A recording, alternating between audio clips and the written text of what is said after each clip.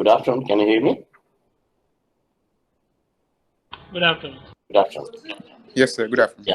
Good afternoon. I'm sorry. The other day I promised you to have a class, but I met with an accident while I'm on my way to IBSL. That was on 16th, 16th morning. It was a nasty accident. Damage to my vehicle was about 13 lakhs.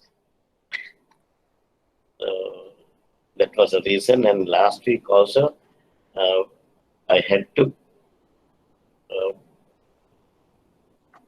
do a revision class for DABF guys. That was the other reason why I couldn't continue with your classes. But the most important thing and why I am worried is, when are we going to meet physically? Because I need at least 2-3 days with you to do the document checking practical sessions. Because after that, I can give you a paper to check physically, where I'm planning to give you 15 marks. Right? That is for the final exam. So there are two options. Today, this is what I had discussed with IBSL. If the things are okay, if the government gives approval to have the classes, physical classes, immediately I will do it. So we'll have to do the the next batch. The new batch will be from March. So we have to finish it during the month of February or March, right? The final exam.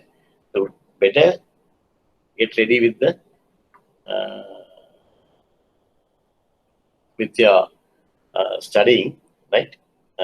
Continue it and be ready to sit for the exam, final exam, somewhere in end of February or beginning of March, right?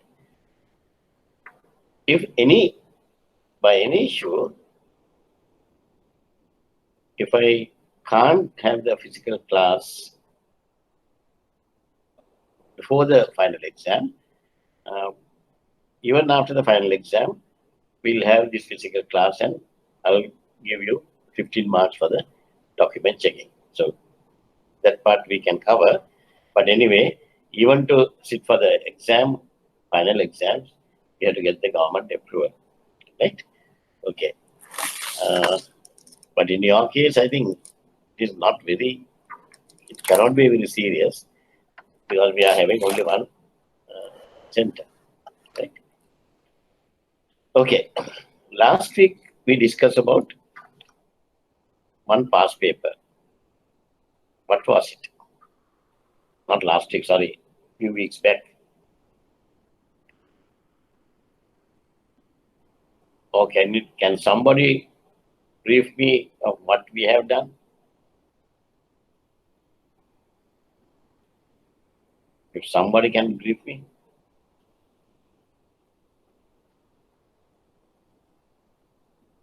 Because I gave you two papers, that is November 2018 and November 2018 and October 2019. So both papers we have started discussing, right? Multiple choice questions. The first question, have we discussed both papers? So we have discussed only 2018 papers. We Not have discussed 2009. only 2018 papers. Yes. Now, in that case, if I discuss the 2019 paper today, then it will be okay now? Yes. Right. And on top of that, Yes. I want to discuss one more thing. I think I told you. I asked you guys to keep a note and remind me, right? That is foreign exchange exposure. Foreign exchange exposure. 3 types of foreign exchange exposure. That also I will briefly explain to you. And any other areas you want me to discuss? Any other areas you want me to discuss? Tell me. So HS codes. Chess code. Chess code එකේ මට explain කරනවා නම් මට දාන්න වෙනවා PowerPoint එකක් දාලා කරන්න නැත්නම් chess code කරන්න අමාරුයි. Right. Okay. I will anyway we are going to meet you before the exam physically. මම ඒකේදී මම HS code එක මෙහෙම කරන්න. Okay. It is difficult to explain without the DIT HS code. Any other things you want? I think HS code. Didn't I discuss HS code earlier? No, sir. No. Because this is one of the important areas, right, for trade guys that I will discuss. I have the presentations. With the presentation, it's easy to understand. Otherwise, it's a bit difficult. What else?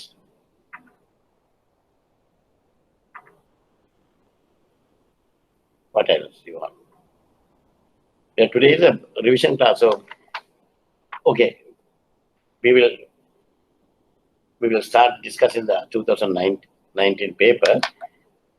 While discussing, you have the privilege to tell me what are the other areas you want, so that I'll keep it ready for when we are having the physical classes. I can cover that also. About now that I think all those things I will take about half an hour. That's more than enough. All right.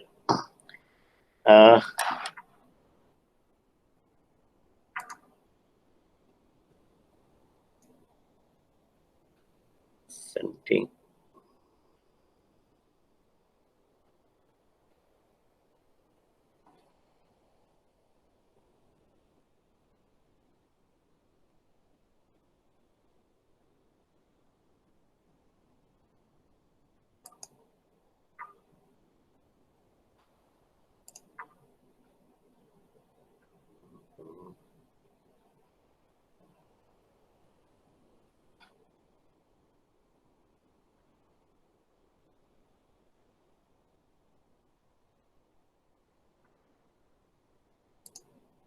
Right.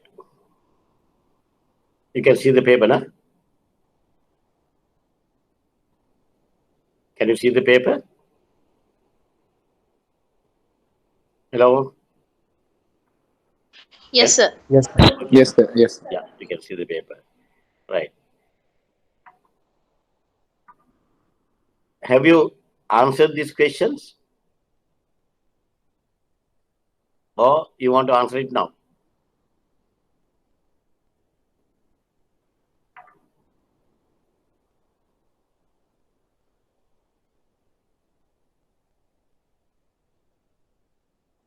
Hello? Where are you? You guys, if you are not done, first question, 10 minutes, can we finish it off? Otherwise, if you are done, then I can discuss.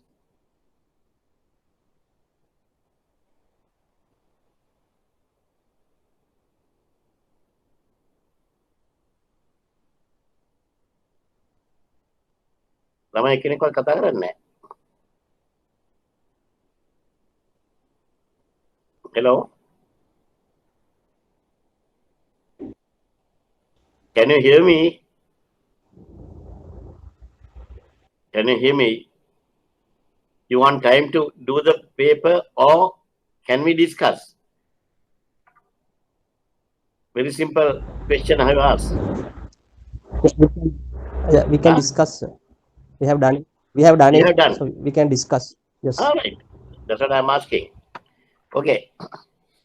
A draft must dated even if the credit is silent about whether a draft should be dated or not. A draft must dated even if the credit is silent about whether a draft should be dated or not. Is it true or false?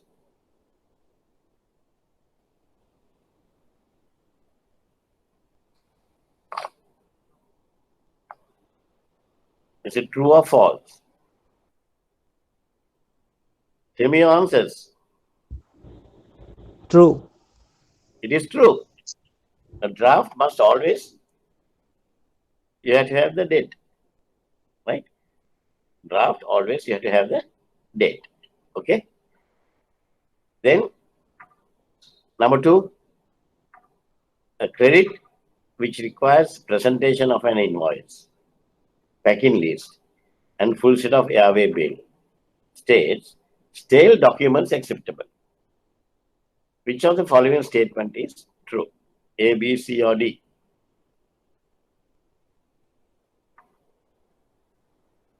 A, B, C, or D? The definition for stale documents. A. A. Documents can be presented after presentation period, but within the LC expiry. Right? Within the LC expiry. Right.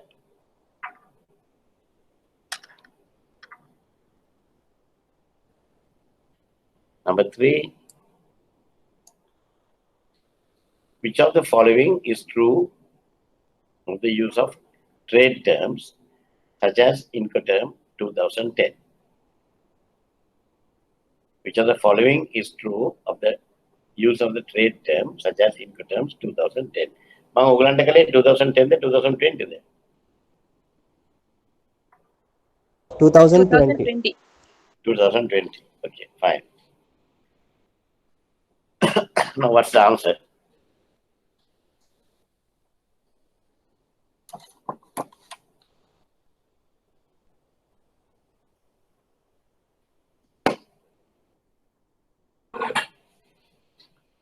What is the answer?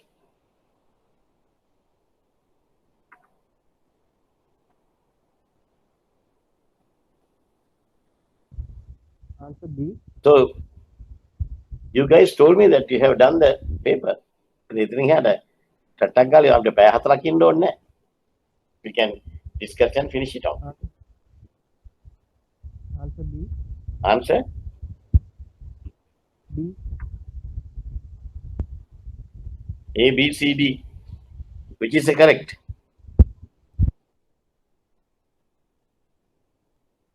B. Answer is B. They determine the port of place at which delivery of the goods is determined to have been made by the seller. Right? ඒක තමයි හරි එක. Answer B. Then question number 4. The tenor in a credit is 30 days from BL date. 30 days from BL date. The BL shows issue date as 13th October 2019. And onboard date as 12 October 2019. Which date we consider for calculation of maturity?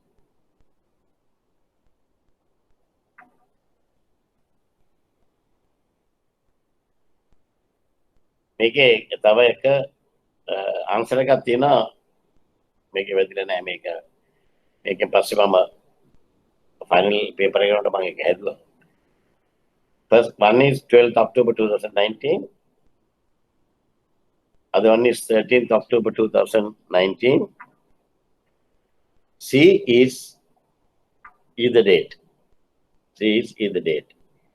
A, B, or C. Again, 12th October end up Hari, 13th October Hari. What is the correct answer? 12th October. 12th October. 12th October. The onboard notation is the date. Right? Onboard notation is the date. 5. When a documented credit is available with the issuing bank, which type of settlement is not appropriate? Payment, deferred payment, acceptance, negotiation. When the DC is available with the issuing bank, right? So issuing bank, available with the issuing bank, it has to be paid by the issuing bank. Which type of settlement is not appropriate? Negotiation. Answer is negotiation. Answer is negotiation. Negotiation means negotiating with the negotiating bank. All right? Okay.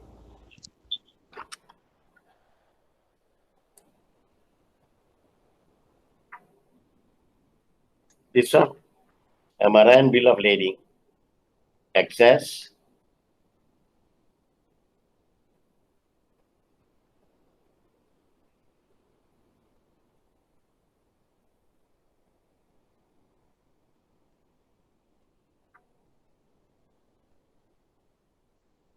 what is the correct answer?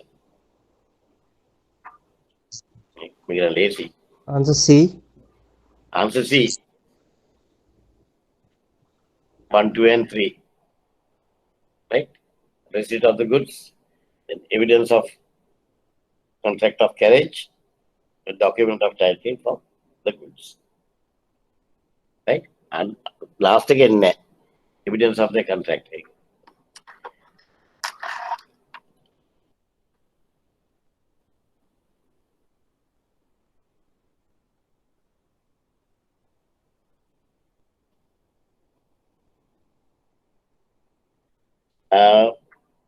7. If a credit requires a commercial invoice, can a tax invoice be presented?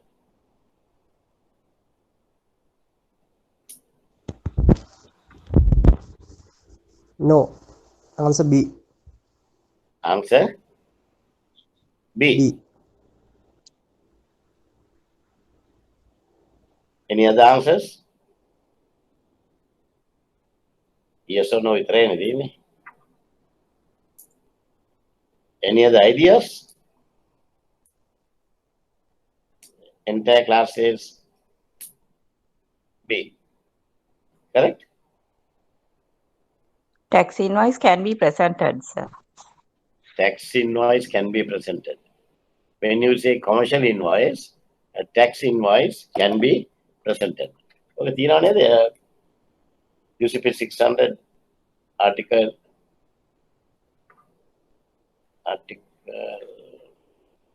ISPPA case, sir. ISBP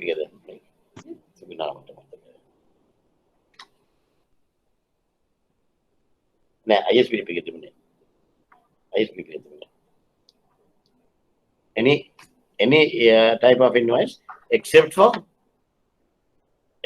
what? Provisional. Provisional or pro forma. Provisional or pro forma invoice club right? Okay. What's the name for the do? Sir, Lakmini. Lakmini. Good. Right.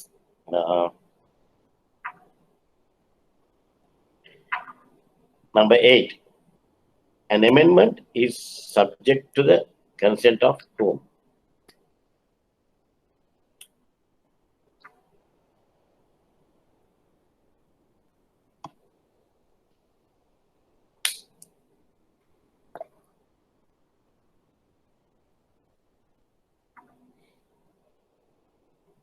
What's the answer?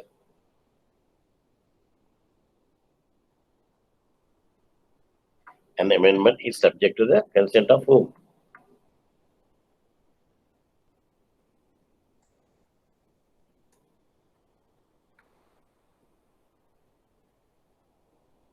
A, B, C, or D? Answer C. C. C. මෙච්චර ලේසි වුණා දෙන්නේ නෑ. ඔයගොල්ලන්ට පාඩම් කරන ගොඩක් අවුරුදුනේ ඉතින් මේක ලේසි වෙන්නේ මේ පේපර් එක. ඊට වඩා දැන් පාඩම් කරලා හොඳට දැන් knowledge එක අරන් යන්නේ ඔයගොල්ලෝ. Right.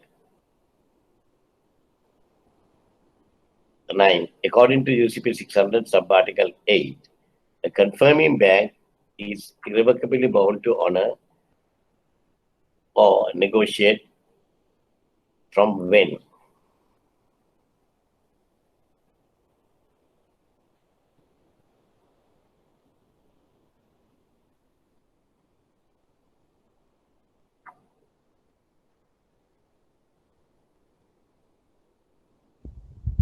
C.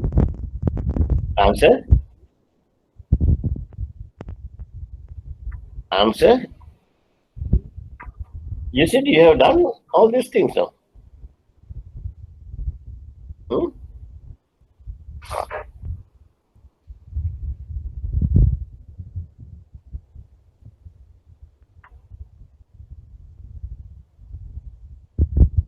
What is the answer?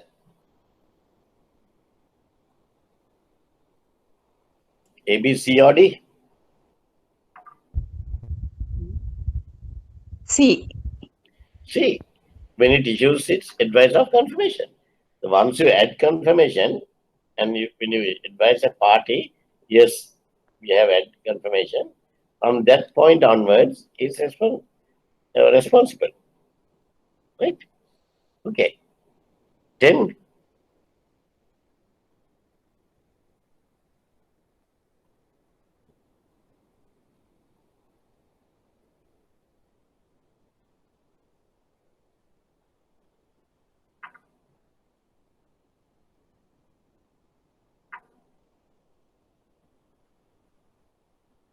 What is the answer?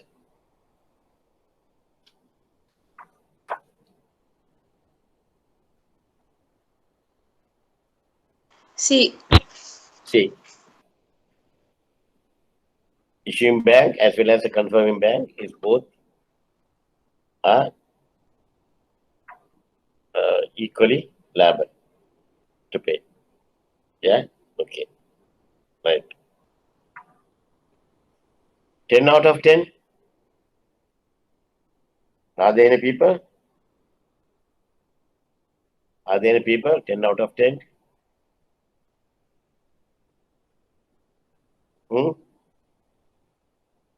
Not there. 9. 8. Yes.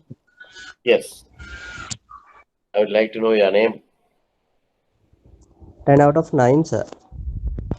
You have 9. Yes. Yes. Very good. Give a clap to you, right? What's your name? Himala. Timara. Yes. Good. දැන් බලන්න එතනදී 18 marks score කරලා තියෙන්නේ. ඉතින් යහට cake pop නේ අර assignments දෙකට out of 30 if you have taken 20 38 marks you have already scored. Another 13 marks now you need and you have another 4 questions, right? Easily you can go for A. Make it the find up now. 8 marks covered in other. 7. 7. Yours like 6.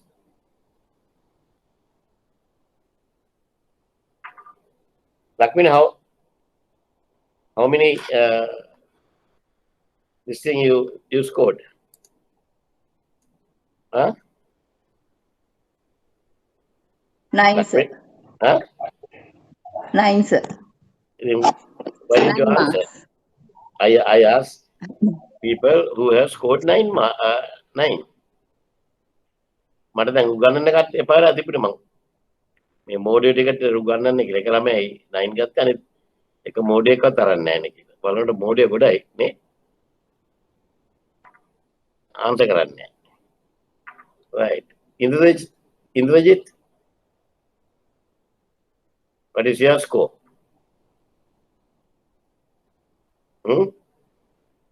Isuru? It's 9, sir. I don't know. Funny characters. I asked how many people have taken 9 out of 10. No, sir. 9 out of 10.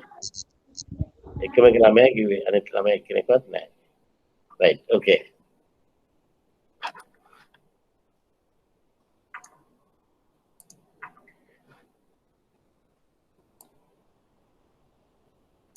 Okay. Question number 2. Unfortunately, I don't have the what do you call this? Incoterms chart එක මම ගාව නැහැ. ඒකෙන්ද ඔයගොල්ලෝ මට support කරන්න මේකට උදව් කරන්න. ටට්ටක් ගාලා. chart එක ගාව පියාම. This is the seller's obligations under the contract of insurance for the trade term CIF as detailed in Incoterms 2010. This is the seller's obligations under the contract of insurance for the trade term CIF as detailed in Incoterms 2010. What are the obligations? Under insurance, seller's obligation. Who has to take the insurance under trade term CIF? Insurance part. Seller. Seller. Then what else you can mention here? It's the seller's obligations. Seller's obligations. Right?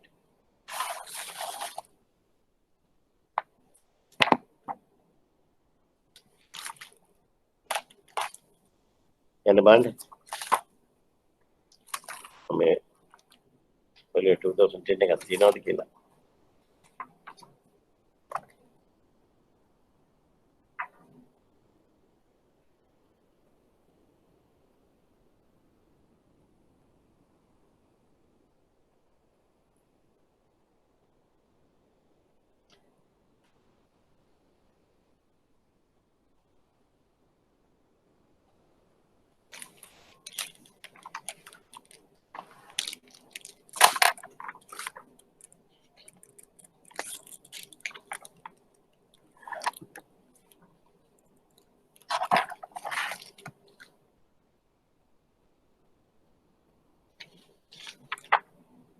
මොනවාද seller's obligations එන්නේ?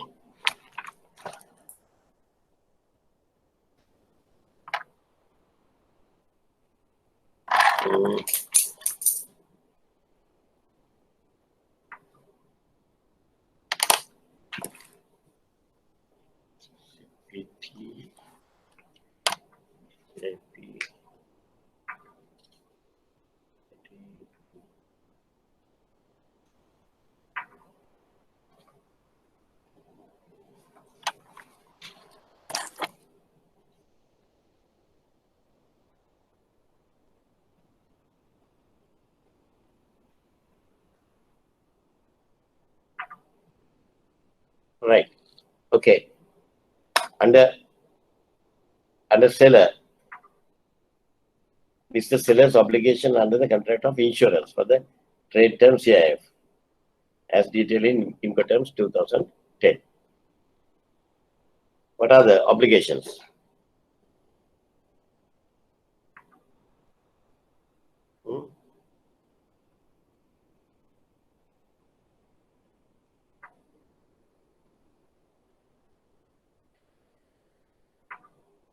Come on, මට පොඩක් දෙන්න ඔබට ඔයගොල්ලන්ගේ start එක kick start එකක් දෙන්න. මේ බලන් ඉන්නේ ඔයගොල්ලෝ පටන් ගන්න එක. You said you have done the paper. So tell me, Right? I will not ask the names. Tell me. The seller must obtain at his own cost, right? And own expenses. The cargo, marine cargo insurance policy, right? Then what else you can say? What else you can say?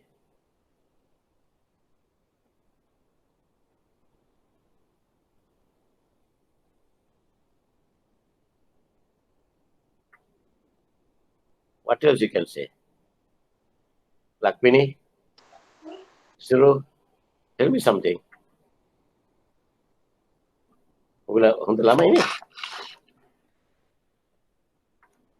Anda CIF කොහොමද insurance එක අපේ මේ කරන්නේ? If you are right, Invoice value plus 110% cover should be there. invoice value plus 110% cover should be there. Very good. Then, right? There's a minimum, huh? Minimum. What else?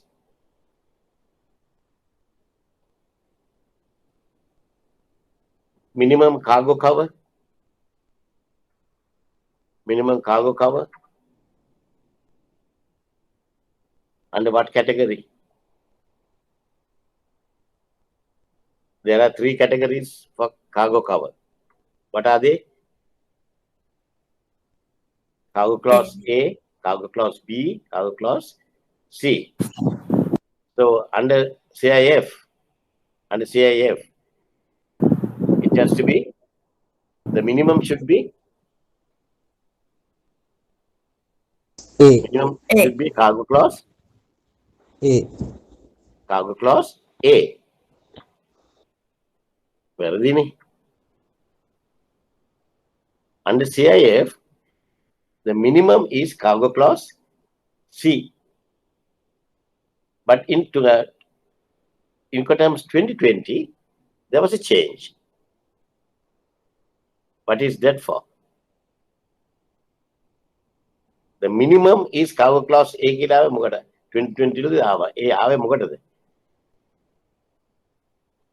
මොකද term එක?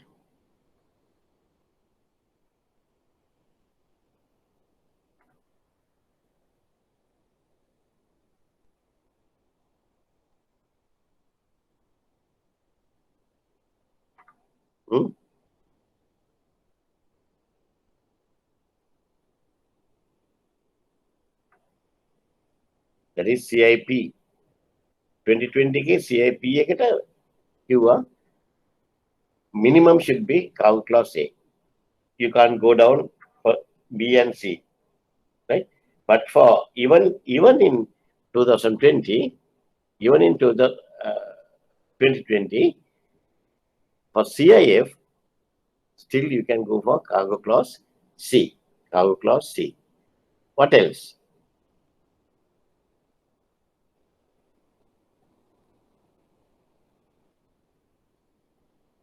What else?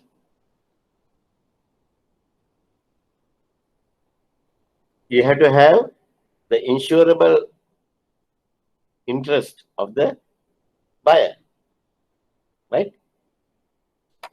You have to say it has to be consigned, and if it is to be consigned to the bank, yes, it has to be consigned to the bank if it's under LC, and the buyer's interest should also be mentioned. Then, what else? Before you finalize the insurance, you have to check with the buyer whether they need any other areas to be covered. Because under CIF, even cargo clause C and B can be inserted. Right?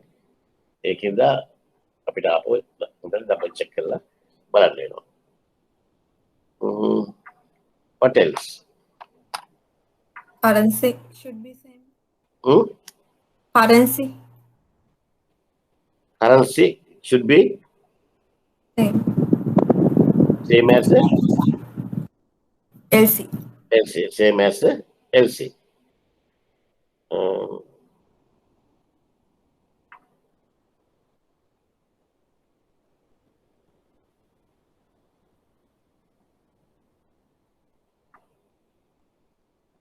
තව එකක්. දැන් මේ sellers obligation එක දෙන්න ඕන. තාම මොකද අපිට දෙන්න පුළුවන්.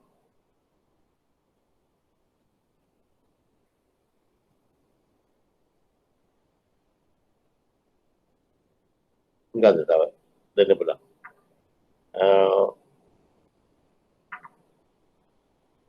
As per the LC, right, whether they need a insurance policy or a certificate, we have to have some concern over that, right? That should be as per the terms and conditions of the LC. If the LC is requiring a policy, then you should not submit an insurance certificate, right? You have to submit an insurance policy. Okay, right. Second one, briefly describe the cost that the buyer is obliged to bear in terms of FCA Incoterms 2010. Briefly describe the cost that buyer is obliged to bear in terms of FCA. Well,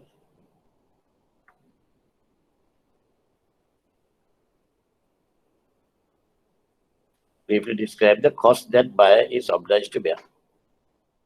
What are they?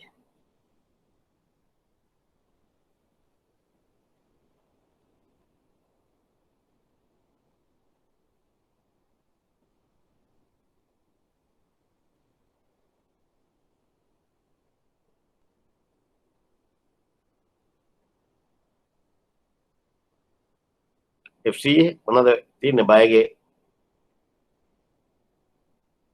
buyerගේ obligations? Freight charges.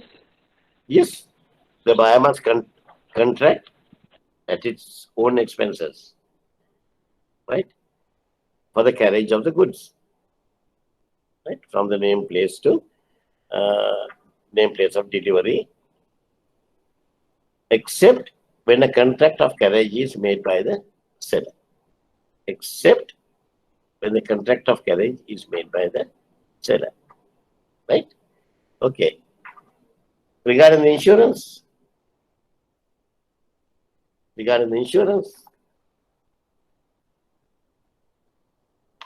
the buyer has no obligations towards the insurance, right? Buyer has no obligation towards the insurance, right? The list of differences in the seller's obligations between FCA and CPT terms with regard to the contract of carriage as stated in Incoterms 2010. The list the difference in the seller's obligation between FCA and CPT. If you take FCA, who is responsible for the contract of carriage?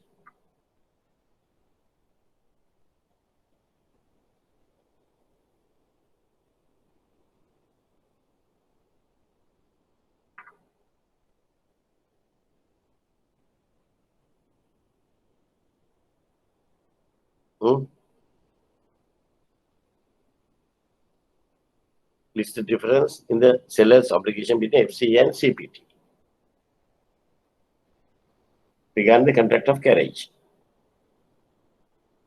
But lazy questions. Under FCA, does the seller has any obligations to the buyer to make a contract of carriage? Huh? Well, am I pardon correct? The seller has no obligations to the buyer. The seller has no obligation to the buyer to make a contract of carriage, right? However, if requested by the buyer, then the commercial practices, yes, they will go ahead and they will do it, and they will charge the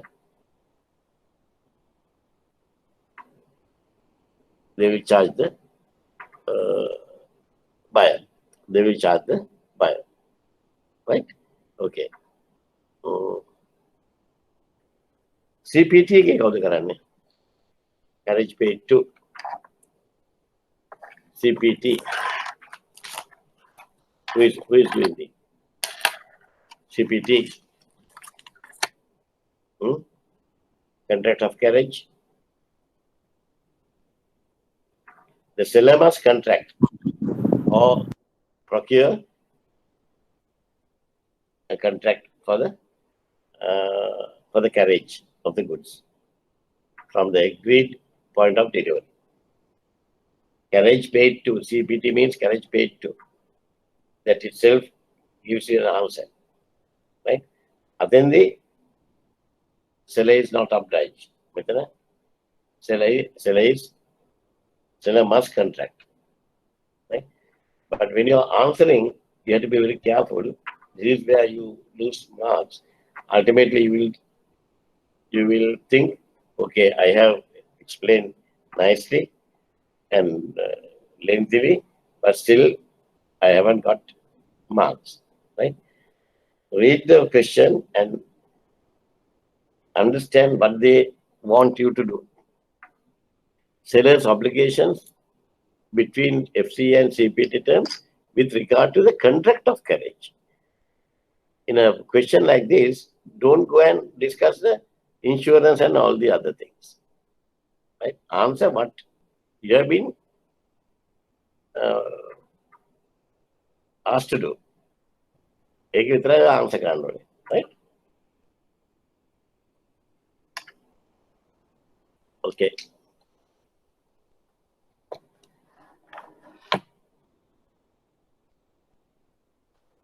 Third question.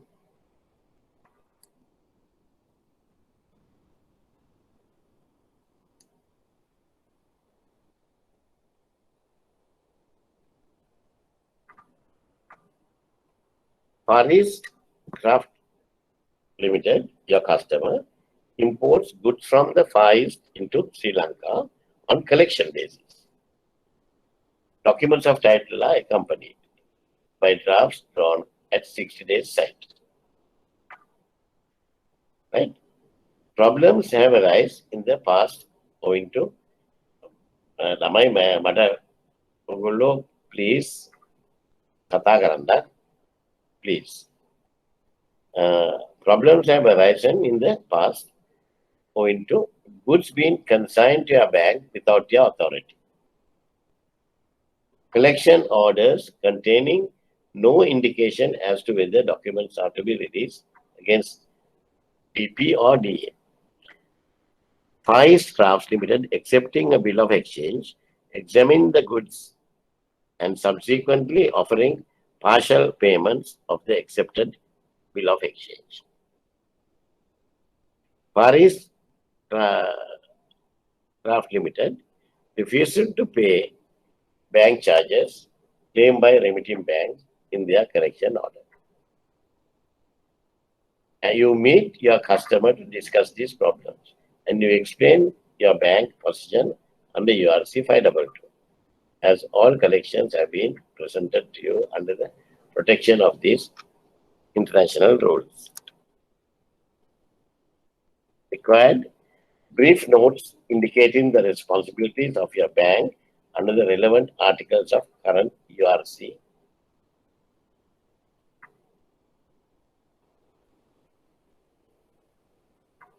Regarding goods consigned to the bank without authority.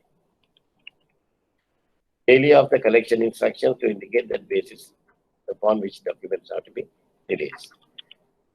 The offer of a partial payment to you or your customer after the company has obtained the underlying documents by accepting a bill of exchange. Also explain how you could deal with an offer of partial payments in accordance with normal banking practice. The refusal of your customer to pay the charges claimed by the remitting bank. Okay. Can you answer?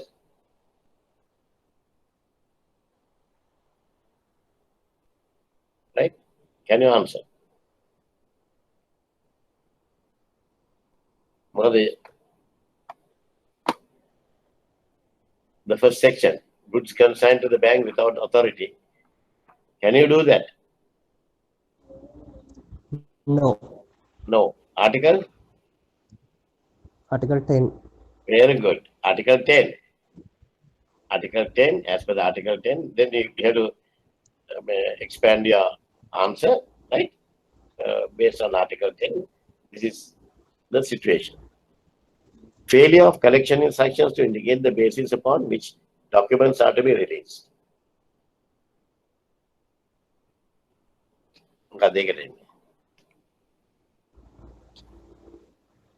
Article 7. Article 7. Documents against acceptance and documents against the collection should not contain bill of exchange payable at a future date with instructions that commercial documents have to be delivered against payment.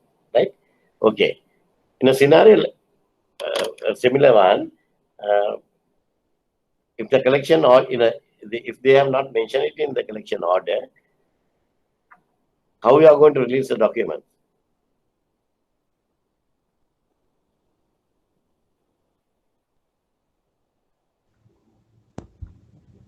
So documents against payment. We have to say documents against Payment. Payment. documents against payment. Yes, documents against payment if the collection order is silent. Right? Okay. 3.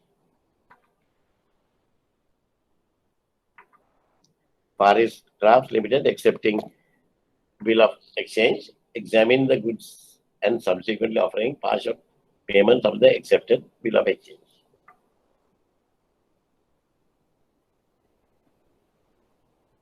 Can we do that? Can we do that? No. No. No. Article? 19. Article 19B. 19. Sub-article? B. B. Article 19. B. Very good. Article 19B. As per the Article 19B, partial shipments are not allowed. Right? Sorry, partial payments. Partial payments are not allowed. The refusal of your customer to pay the charges claimed by the remitting bank.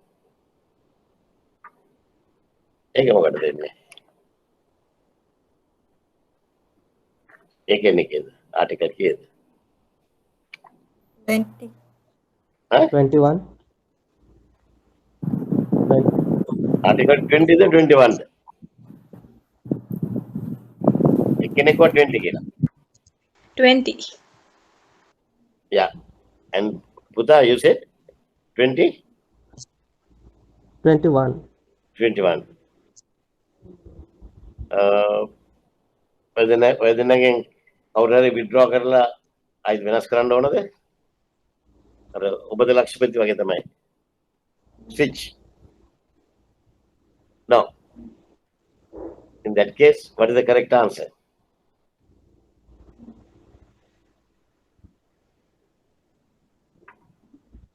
What is the correct answer? The Article 21 says about the charges. Yes. Article 21 says about the charges. Charges. Here we are talking about the charges. 20 is wrong. If you have put 20, you will not get any marks. 20 says on Interest. interest, in interest, on interest. Right? ඔයලා silly mistakes කරන්න එපා.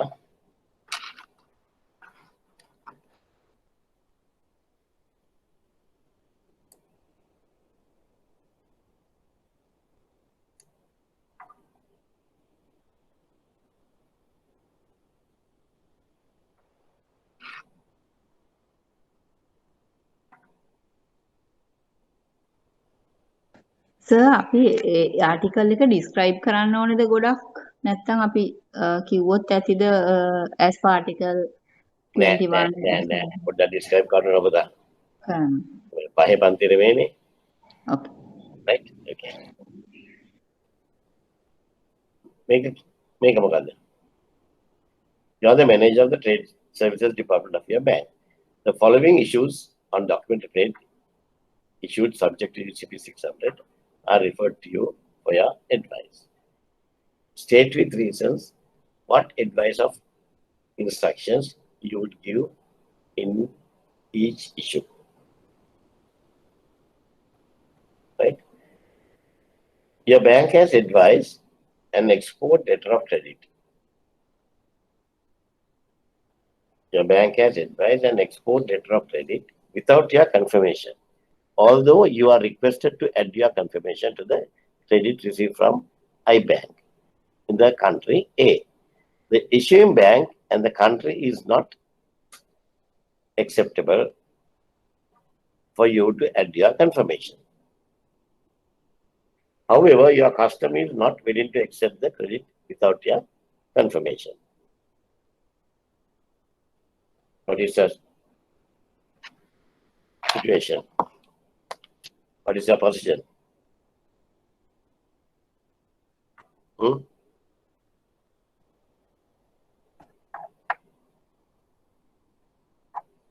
කියන්න බං.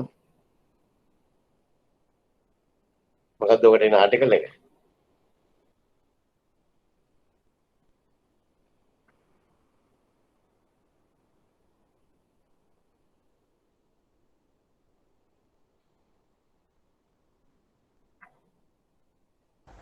Article 8. Article 8, yes. Sub-article? D. Article D, sub-article D, very good. Article 8D, 8D. So what is the answer?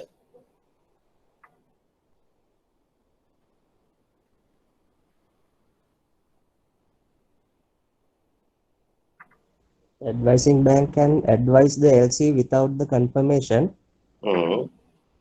and the advising bank should inform that to the issuing bank Immediately, saying that you are not prepared to advise the DC confirmed, right? So therefore, you have just advise without adding your confirmation, right? Okay. Good. The second part, you have received a set of shipping documents under letter of credit issued by you, which was found to be in compliance with all the terms and conditions of the credit and released to the applicant against payment of the full bill value. After 2 days, the applicant returns the documents, stating that the documents contain the following discrepancies. How would you respond to your customer?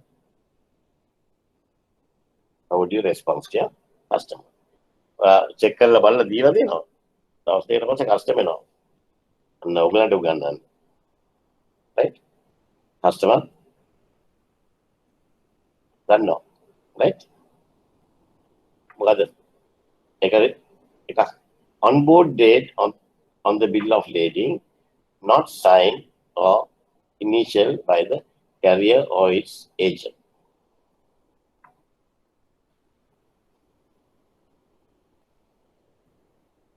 Is it correct?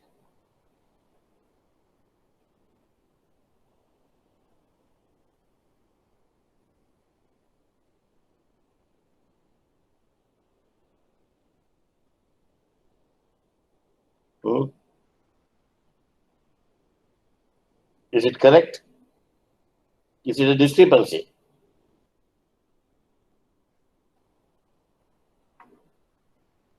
The people who have done this, on-board date on the bill of lading, not signed or initialed by the carrier or its agent. Is it necessary? On-board date, signature එකක් ඕනේ නැහැ. Sign signature එකක් ඕනේ නැහැ. onboard data දාලා තියෙනවා ඇති. Right? So it is not a discrepancy. Then name of the shipper mentioned in the bill of lading is not the name of the beneficiary. It's not the name of the beneficiary.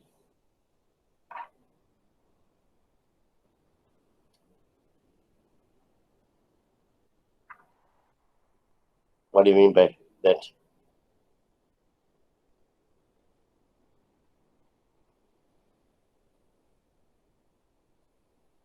Can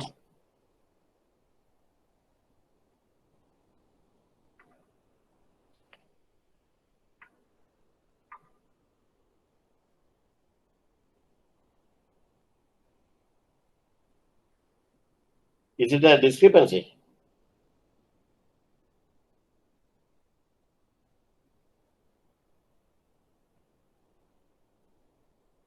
The name of the shipper mentioned in the bill of lading is not the name of the beneficiary. Is it a discrepancy?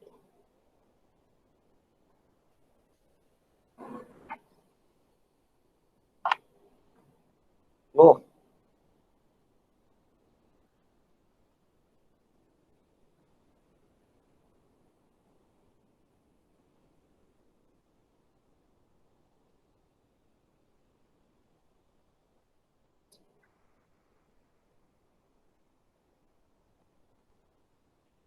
What is the UCP 600 article and the sub-article?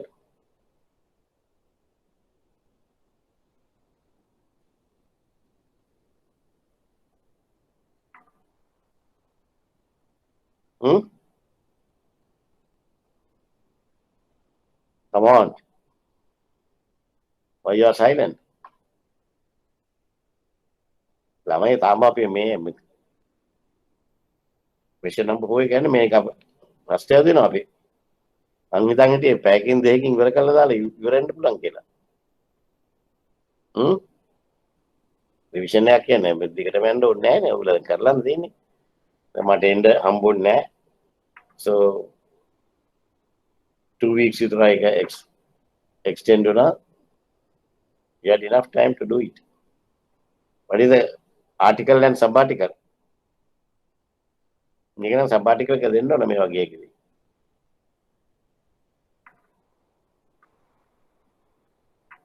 None of you?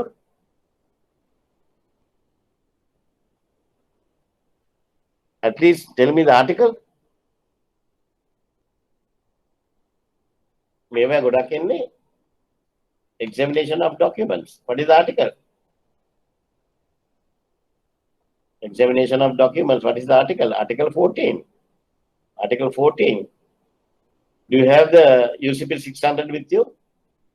Check Article 14K. Article 14K. It says the shipper or consignor of the goods indicated on any document need not be the beneficiary of the credit. Need not be the beneficiary of the credit. Right? For the second one, so this is also not a discrepancy. අරය උස්සන් යනවා මේ discrepancy කියලා. ඒකට ඒවට උත්තර දෙන්න උගලන්ට දන්නේ නැත්නම් මේ question එක ඇත්තටම මේ case study එකනේ. You are obliged to pay that guy. Demand කරයි. sue කරයි bank එක. Right? ඒතකොට ඔයගොල්ලෝ කෙලින්ම දෙනවා. නෑ ඔය දෙකම discrepancy නෙමෙයි. Right? මේක මට කියන්න බන්න මේ example එකක් මේ වගේ දෙයක් මේ similar occurrence එකක් වෙන්න පුළුවන් example එක මොකක්ද? On what type of LCs? It's a common thing. It's a common thing on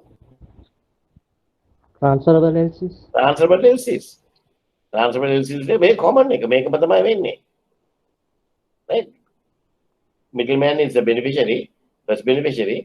නමුත් BL එකේ first shipper ඉන්නේ වෙන කෙනෙක්. Second beneficiary. Right? It is not a discrepancy. 3. Bill of lading not marked clean. Bill of lading not marked clean. Is it a discrepancy? No. No. Article? 27. Article 27. Clean transport document. The word clean is not necessary. Sorry. Bill of lading shows cost additional to freight. Bill of lading shows cost additional to freight. Is a discrepancy?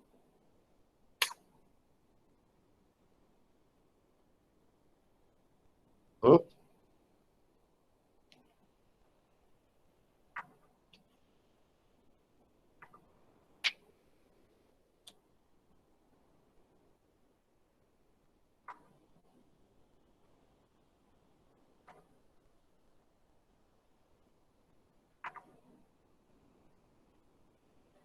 Charges additional to freight.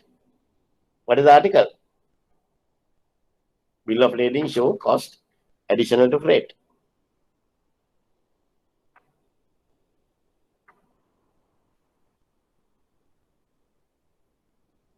Article 26. C. Article 26. C. The transport document, that is BL, may bear a reference by stamp or otherwise to charges additional to the freight. Additional to the freight. Right?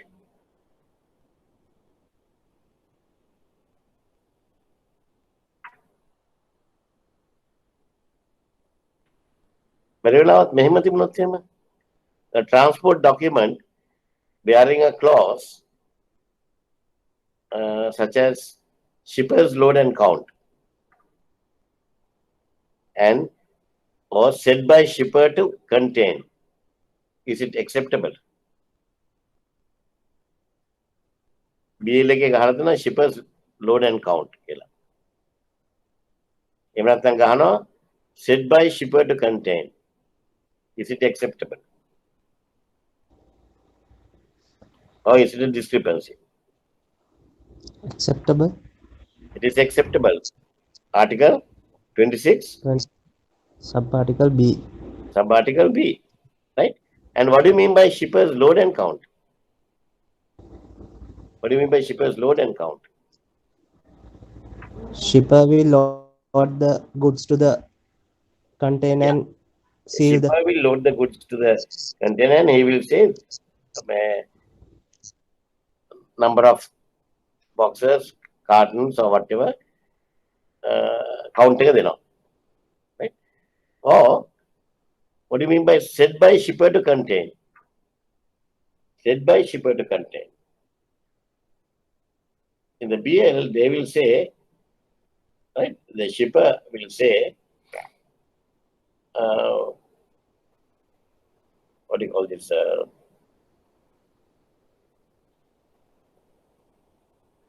Set by shipper to contain sulfur bags. Sulfur bags. Right? අපි දැකලා නැහැ.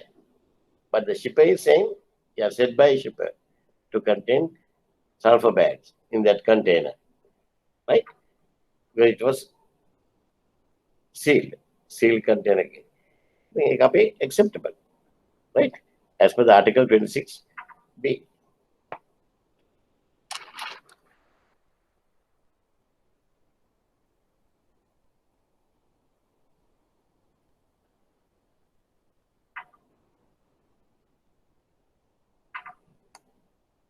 See, what are the answers?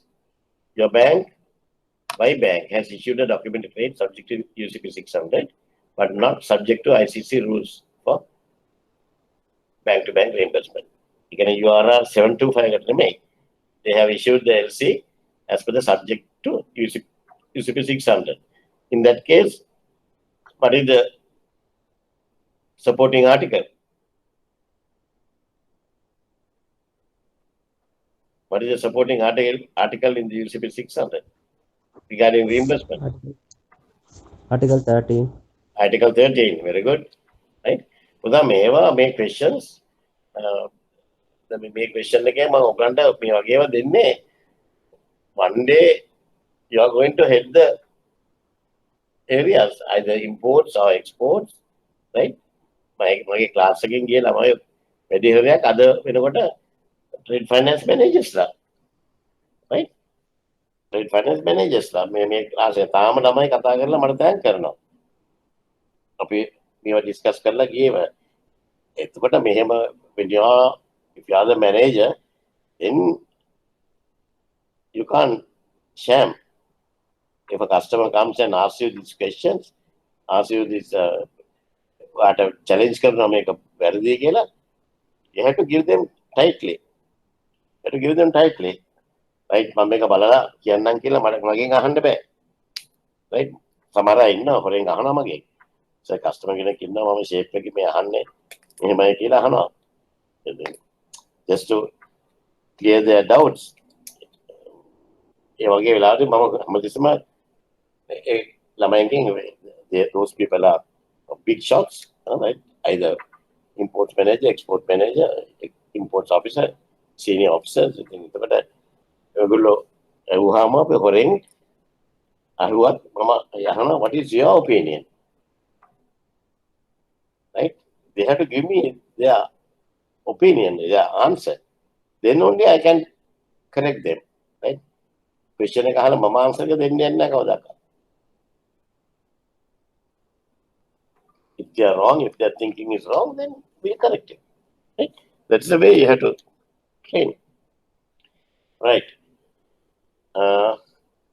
Please claim reimbursement in the credit under the heading reimbursement. It states, please claim claim from our bank, New York. A photocopy of the original document page was sent by your bank to the reimbursing bank. Right? So this is something like this. Okay. Your bank, my bank. My bank. They have issued the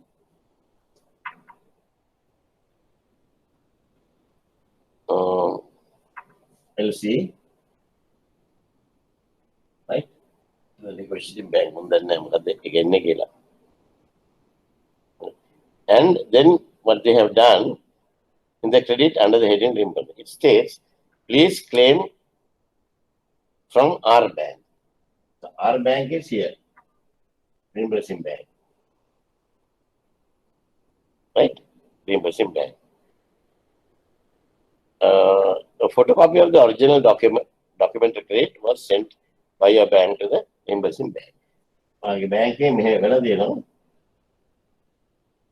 copy LC. Copy of the LC to the R bank. Briefly describe with reasons, the position of your bank, vice versa, the reimbursing bank, claiming bank, in each of the following situations. This is the negotiating bank. This is the claiming bank. Right? The claim was not honored by R, stating no authority. Is it correct? The claim was not honored by our bank, stating no authority.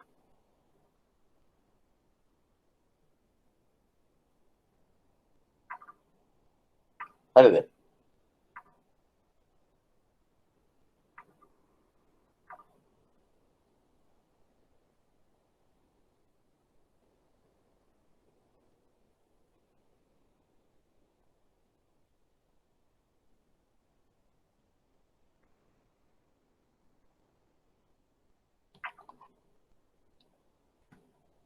Is it correct? Come on, ළමයි. ළමයි කී දෙනෙක් විතර ඉන්නවද? මම දන්නේ නැහැ දැන්. සබ්බ නේද ඔක්කොම ගිහිල්ලා මං විතරද ඉන්නේ? ඈ? 14ක් ඉන්නවා. 14ක් ඉන්නවනම් කොහොමද? උත්තරය.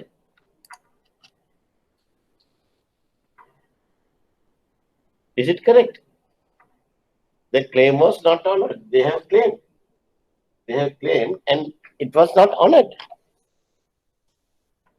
They have claimed it was not honored. Is it correct? No authority is my answer again. So R is R correct? No. You mean they have to pay?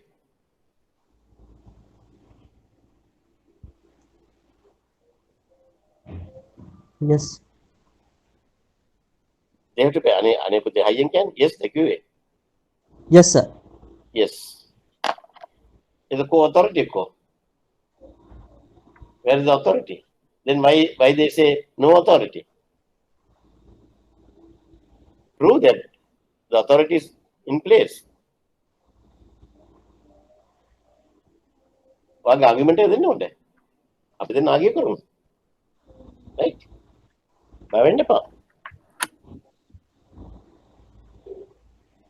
This is a class. मैं class के तो ऐसा कतार अन्नोने. मैं कतार अन्नोने मैं class के दी. तो क्या ने? कोई authority नहीं ने.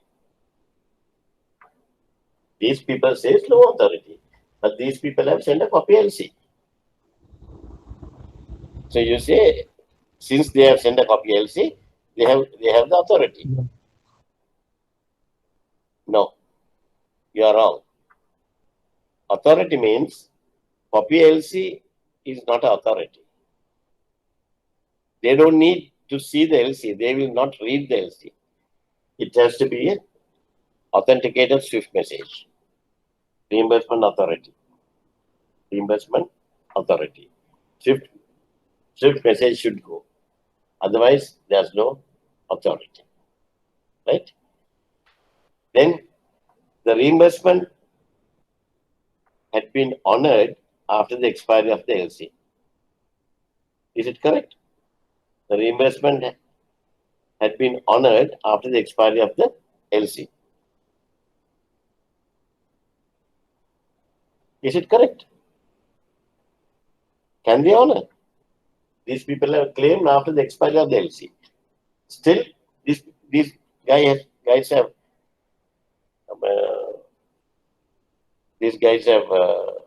honored it and sent the money to negotiating bank. Is it correct?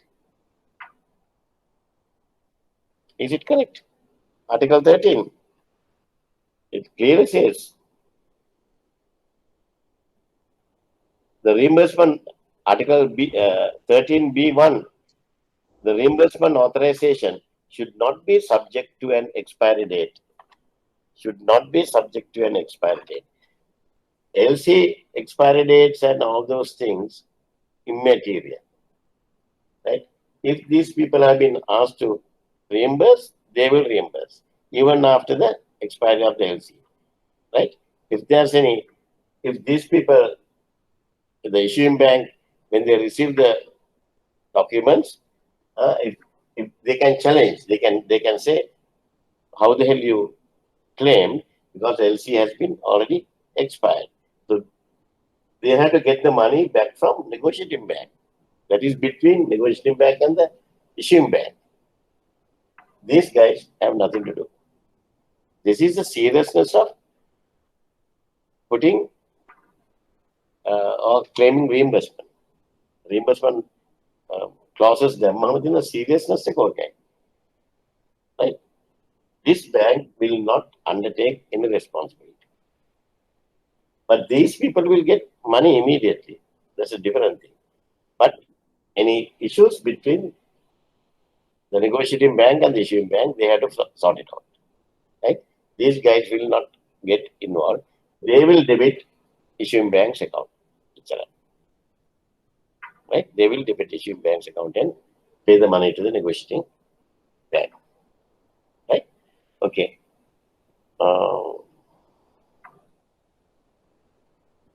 Expiry date and the underpay.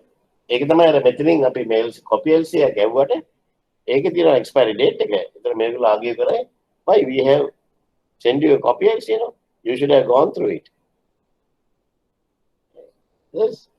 These people doesn't know anything. you won't believe the reimbursing bank is fully automated.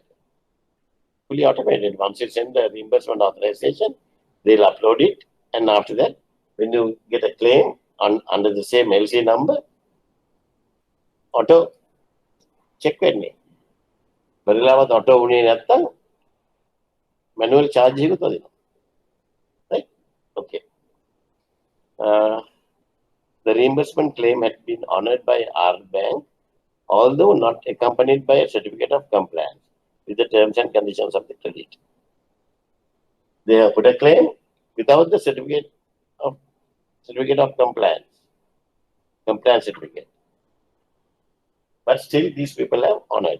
Is it correct? Yes. Yes. Under Article 13, B 13B2. 13B2. A claiming bank shall not be required to supply a reimbursing bank with a certificate of compliance with the terms and conditions of the credit. 13B2. Right? Then 4, our bank has claimed their charges from your bank when documented credit states that the charges are for the account of the beneficiary. Our bank has claimed their charges from your bank, that is issuing bank, when documented credit states that the charges are for the account of the beneficiary. What do you mean by that?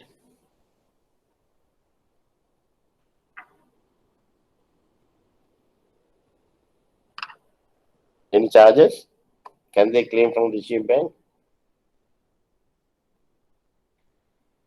B3. An issuing bank will be responsible for any loss of interest together with any expenses incurred if reimbursing bank is not provided on first demand by them.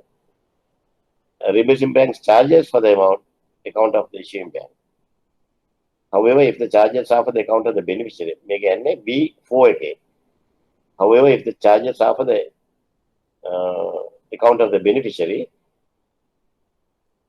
it is the responsibility of an issuing bank to so indicate in the credit and in the reimbursement authorization.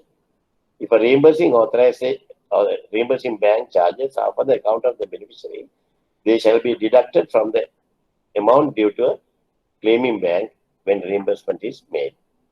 If no reimbursement is made, the reimbursing bank charges remaining the obligation of the issuing bank. Very clear. When they are sending the reimbursement authorization, they have to say, we authorize you, blah, blah, blah, blah. And the charges are for the claiming bank or the negotiating bank. So when they receive instruction like that, they will load it to the system. And when they receive the claim, automatically their charges will be deducted. And then the balance will be sent to the negotiating bank. Right? Now here what has happened was, instead of sending the authority, they have just sent the copy LC. They will not go through it, they will throw it to the dustbin. This copy LC will go to the dustbin. Right? Article 13B4 again, you have to answer that. Okay? Right. Whatever end on other money.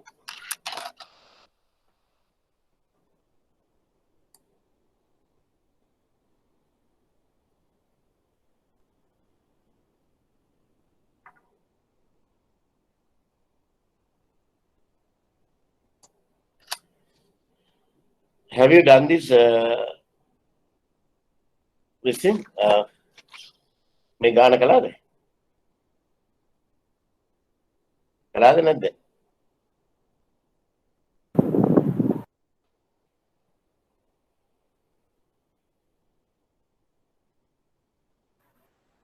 කළාද නැද්ද? කළා. කොහොම කට්ටිය කළාද නැත්? එතන මට දිගටම කරගෙන යන්න පුළුවන්. එහෙම නැත්නම් උගල කරන්න ඕන. දෙකෙන් එකක්. දෙකෙන් එකක්.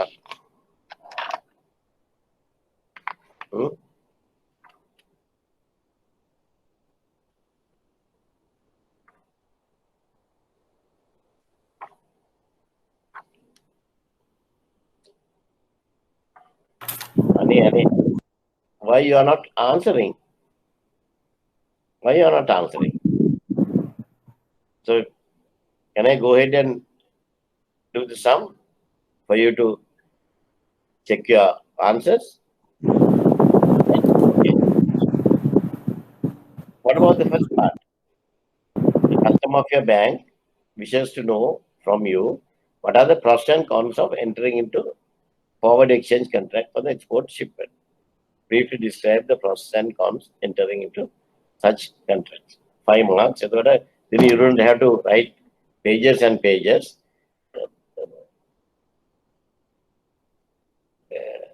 8, 9, 10 lines are okay. But 10 lines are right? Okay. Tell me the reasons. What are the pros and cons?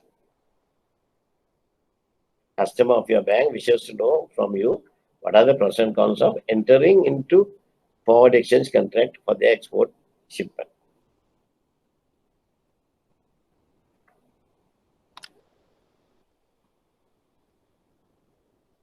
Is Penny there? NTB?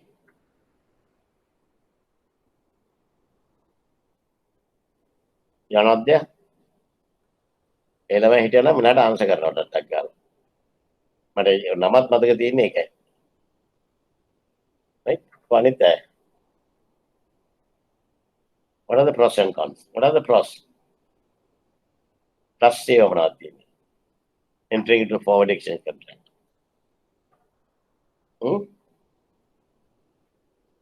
මේ වගේ question එකක් આવුත් ඔයගොල්ලෝ කොහොමද ආන්සර් කරන්නේ?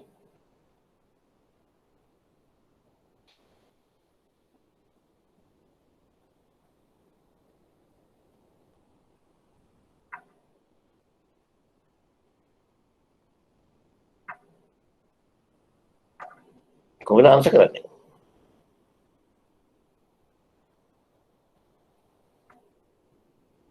What are the benefits of the forward exchange contracts for the export shipment? How are you going to answer? So I think I'll have to call it a day. If you are not answering, if you are behaving like deaf and dumb people, there's no point of me preaching the things. You are not small guys, right? I was with you for so many months.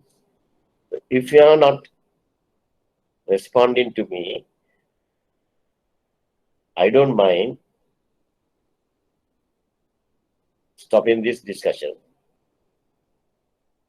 And I am capable enough of doing such things. Right? Don't take me lightly. Not with you people, even with Delhi University also. If they are not answering me, if they are just keeping their mouth shut, tight-lipped, there were several times I have stopped the lecturing and gone home.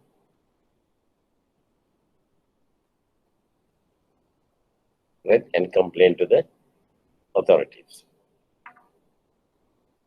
So with you people also, I can do the same thing. If whether it's correct or wrong, if you are not responding to my questions, this is the final warning I am giving you. This is the final warning I am giving you. After that, there won't be any revision classes. There won't be any revision classes. And only 3 classes we are going to have. That is for document checking and the test assignment. Then the final exam. Right? So if you have any issues regarding these papers, this is the time you have to answer me. Right? So, final call to you. I will not tolerate your silence, and I am not a fool to go on discussing things with you if you are not responding. Okay?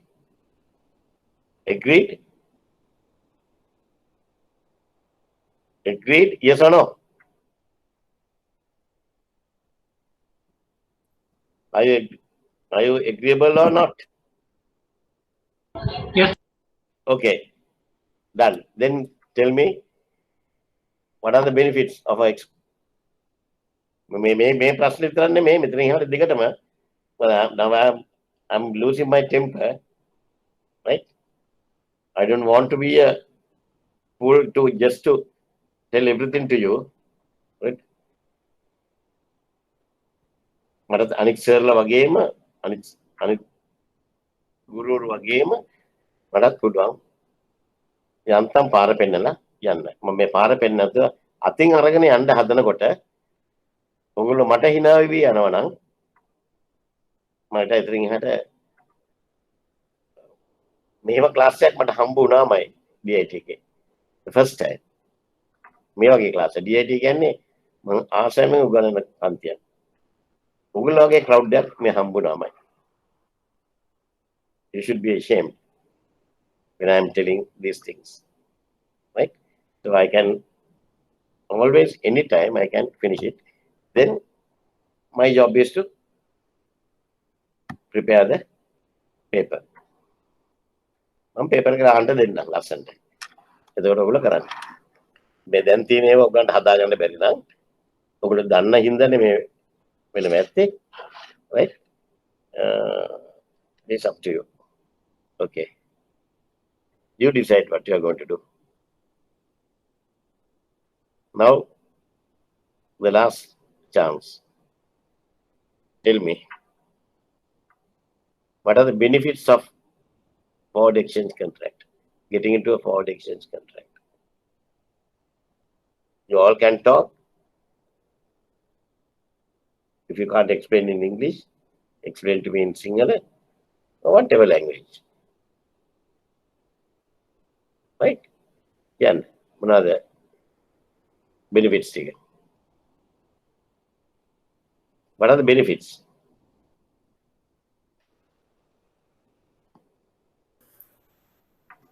If rates are increased,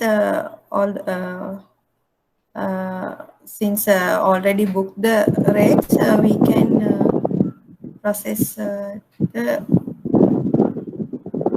below rate. Just imagine you guys kept quiet and gave the wrong answer. So you think you guys know everything. This is what I am trying to tell you. Right? You think that you know everything. Right? There are you are mixed up. If the rates are going up,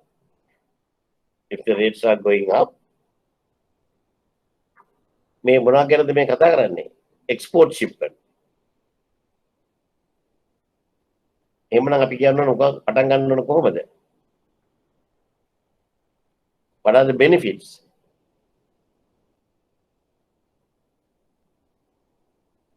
What you have given me is the cons, not the pros. What you have just explained was cons. Right? If the rates have gone up, you will get a lower, you will be paid with a lower rate. Because that was a contracted rate. That's a con. What's the pros in this one? What's the benefit of this?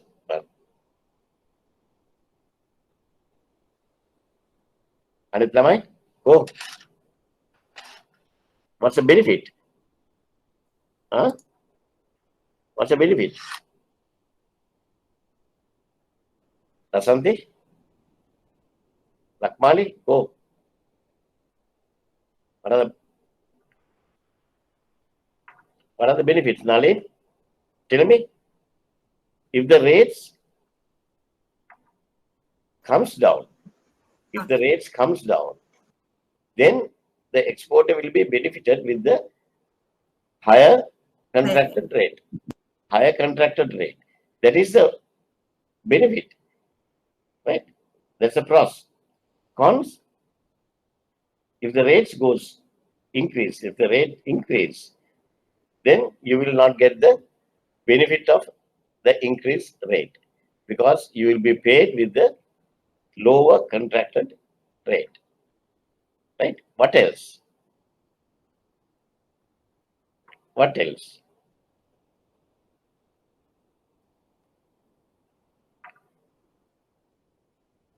Samanathiya benefits Manathiya making customer connect.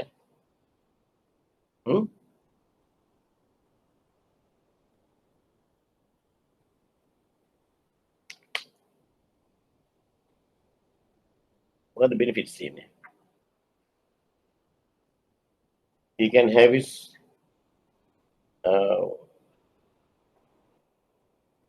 cash flow forecasting. He can be perfect because he knows that after 30 days or 60 days, this is the exact amount he is going to get. Isn't it? Because we have agreed on the rate. Can you give me another con?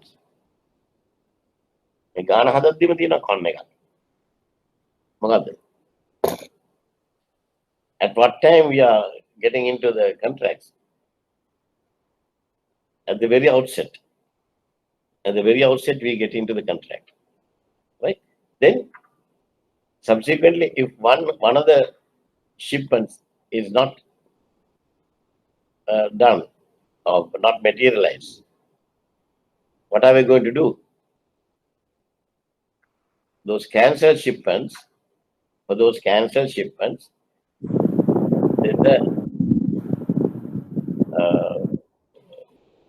what do you call this? Exchange loss or profit will be calculated later, right? So in most cases, if it is a exchange loss to the customer. Exchange loss to the customer. So that amount can be a substantial amount. Right? Right.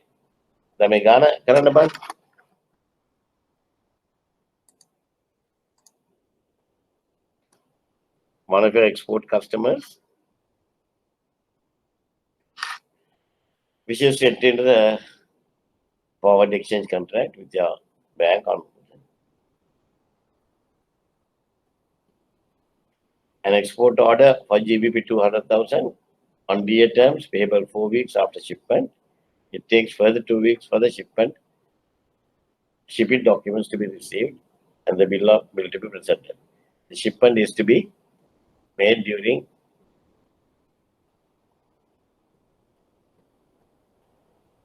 9th week from the date of entering into the contract. Right. Maybe.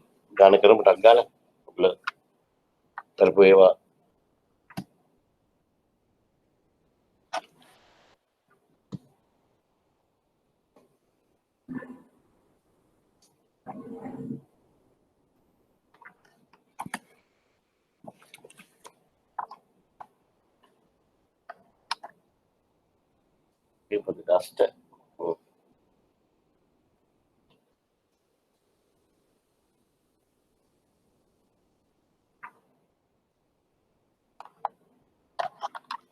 Right.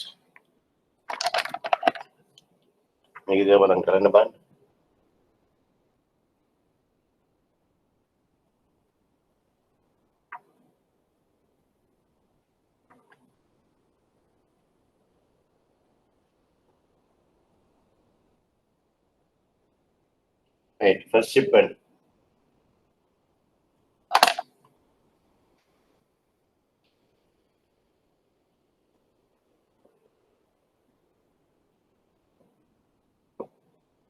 first shipment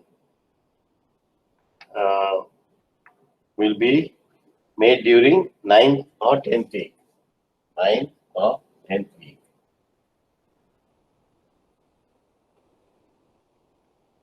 Thus,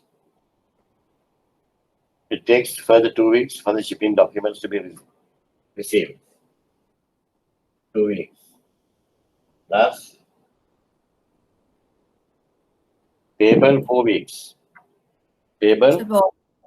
board එක පේන්නේ. Huh? board එක පේන්නේ නැහැ sir. පේන්නේ ඇතියන්තන් එකට කතා කළා. පේන්නේ නැති වෙනව තමයි අඳින්න ලියන්න ඕනේ. මේ පැත්ත පේනවද? දැන් පේනවද? චුට්ටක් පල්ලෙහාට කරලා ලියන්න sir. උඩ හරිය පේන්නේ නැත්තේ. හරිය පේන්නේ.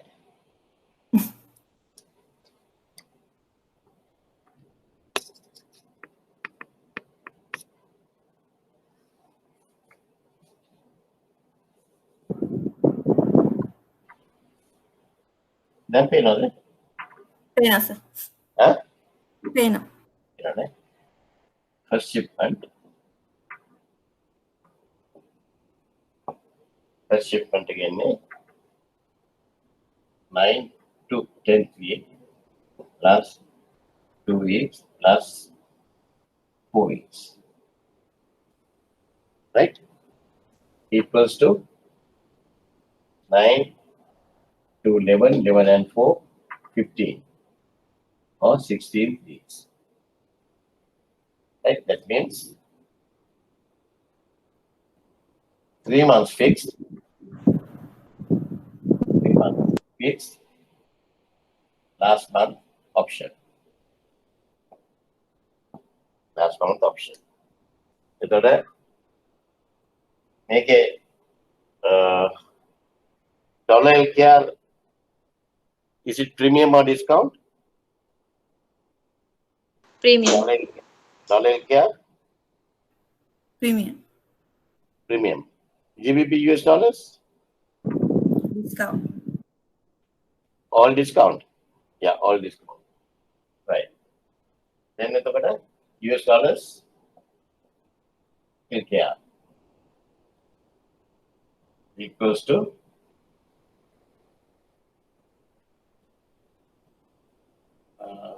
export, buying or selling? Exports, buying rate or selling rate? selling rate. Selling rate. Export, Buying rate. buying rate. Buying rate. ඒව වරද්ද ගන්න එපා.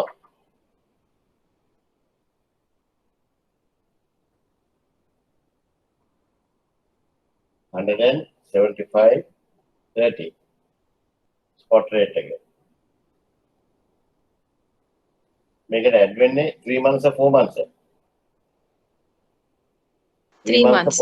3 months. That is more favorable to the bank. Right? Plus 50 cents. That is number 175.80. 175.80. Then GBP US dollars equals to spot 1.1848. 1.1848. Right?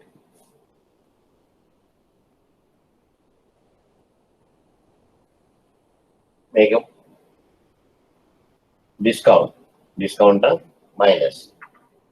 Minus when 3 months or 4 months? 4 months. 4 months. That's 0.0400. 0.0400. Right? මේ පාර exam කරපු කට්ටියටද මේ trade paper එක? මේ පාර trade paper එක කරපු ළමයි ඉන්නවද එතන?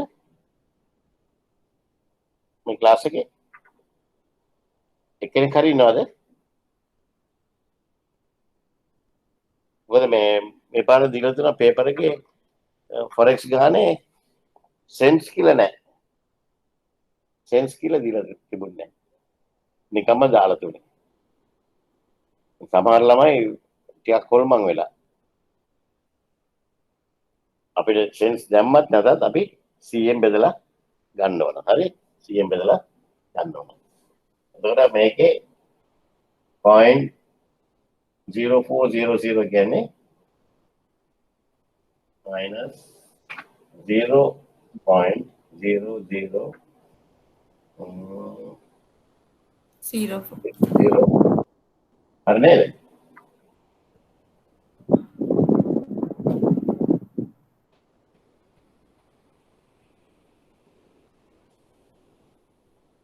Right? Then GBP LKR equals to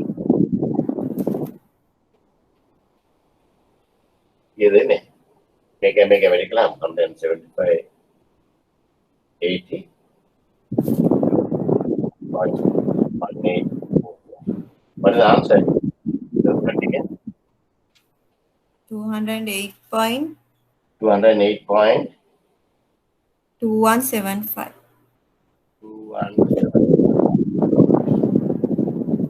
answer is correct. මේ answer එක ආපු කට්ටිය ඉන්නවද? ඉන්නවනම් දාගන්න 1 2 3 calculate the foreign import shipment to export shipment.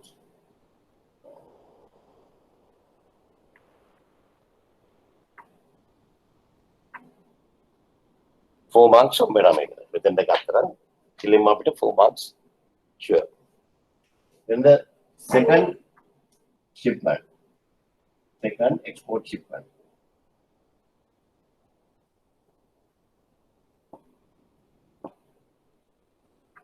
Again, shipment is to be made during 14th or 15th week. 14th, 15th week plus 2 plus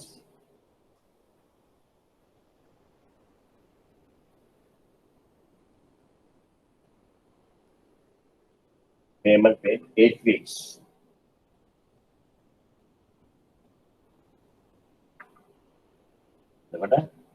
Equals to 20, 24, 25 weeks. That is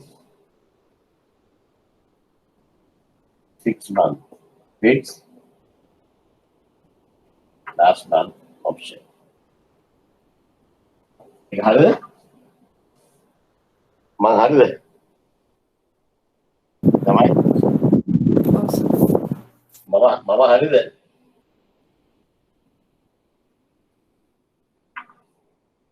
කීයද dollar LKR? මම කොලේ බලක් කරන්නේ 175.30 plus premium නේ 6 months and 7 months ගන්න අපි. දීලා තියෙන්නේ 6 months විතරයි. 6 months විතරයි. දීලා තියෙන 6 months විතරයි අපිට ඒක තමයි ගන්න වෙන්නේ. එතකොට 90 cents plus 90 cents.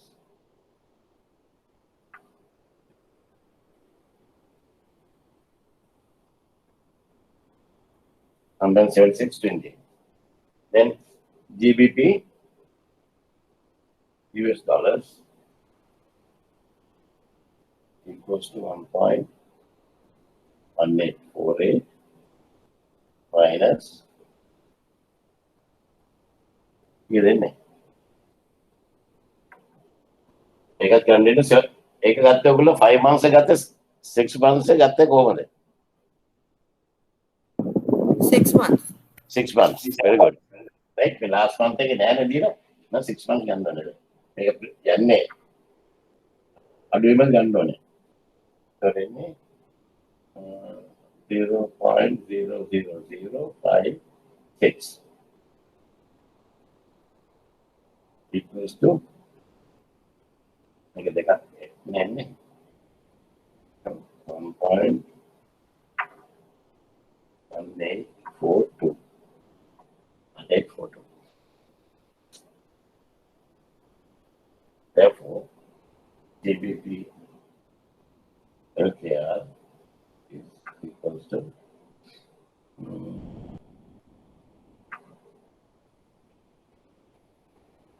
176.20 into 1.1842.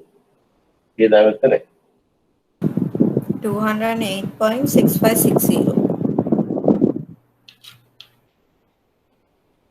Okay. Eka Harinang, you will get another 4 marks. Right? Then the import. Then the import.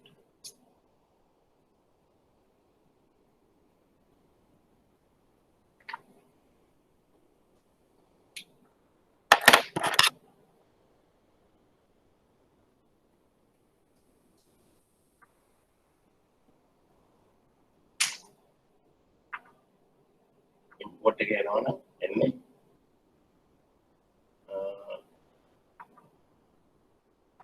made during 4th or 5th week. Plus, it takes for the 2 weeks.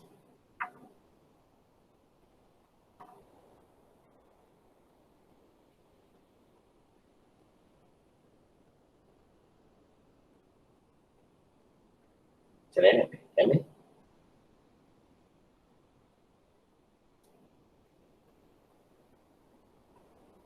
6 or 7 weeks. That means 1 month fixed, 1 month option.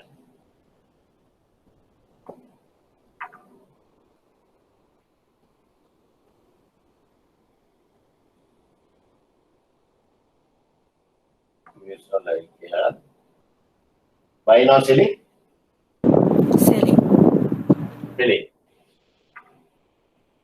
Here then 178.20 plus 1 month or 2 months. Okay, current only. 2 months. 2 months. 60 cents. 178.80. GBP US dollars. Selling 1.1858 minus 1 month or 2 months. 1 month. 1 month. 0.00014.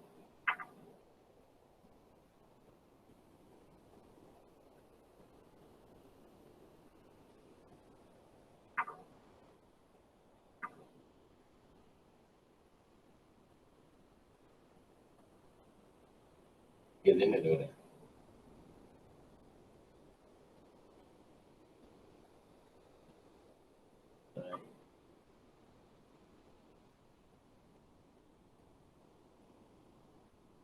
Therefore, GBP LKR equals to 170.80 to 1.1857. Is our rate. What's the answer? 212.0032. 212.0032.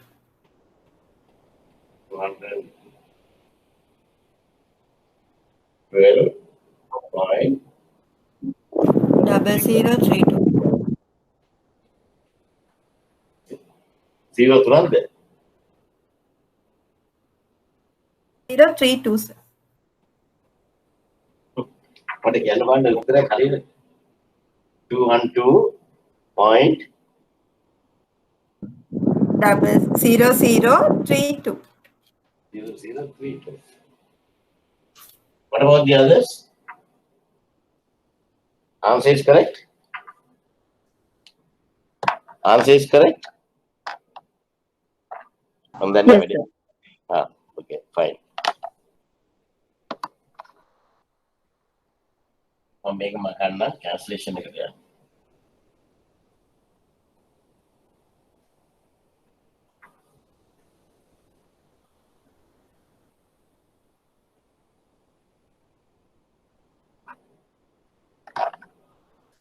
Cancellation on 21st July. Second shipment again. Second shipment again. 6 months fixed, 1 month option. So what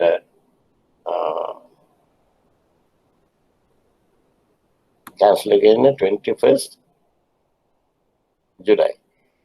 But I'm going 1st March. 1st March, 1st April, 1st May, 1st June, 1st July, 1st July වලට 4යි ඊගාවට මේක ඇවිල්ලා 21st July. The 21st July කියන්නේ කිවිලි මාසෙද? 5th month. 5th month. 5th month. මේක තියෙන්නේ 6 months fixed, 1 month option. 5th month නම් අපි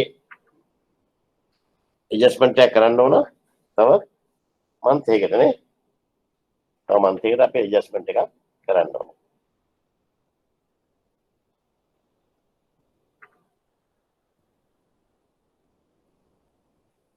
එතකොට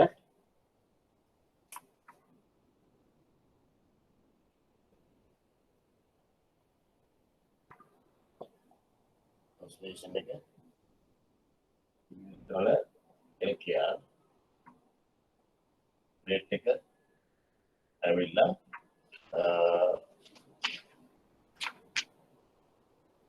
spot selling 178.25 178 178.25 එතකොට 1 month අපි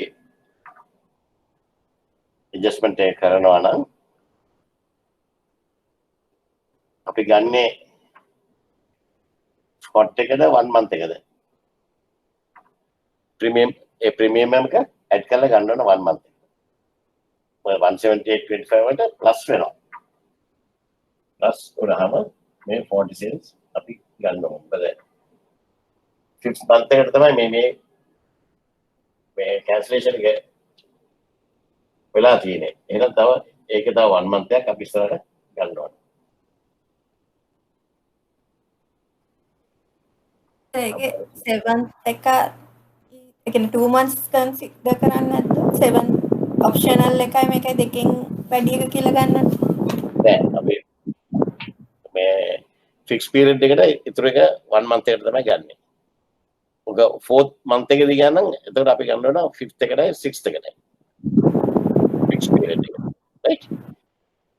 fixed period එක ගන්න. Then sterling US dollars ये देने selling rate එක 1.18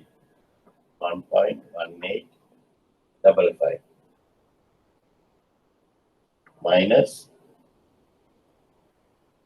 1 month ගන්නවද 1 month ගත්තොත් ඒක තව අපිට පාඩි right 1 month ගත්තොත් පාඩි ඒ තව අඩු වෙලා යනවනේ එහෙනම් මේක තමයි රේට් එක එන්නේ therefore GBP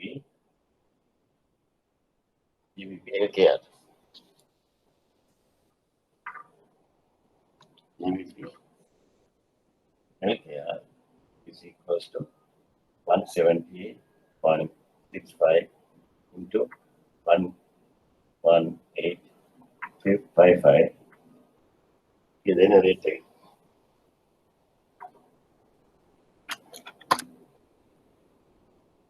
211.7896.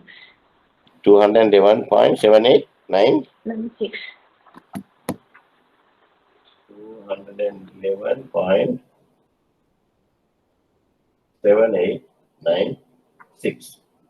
195 or something. Let's take out. First, take the answer.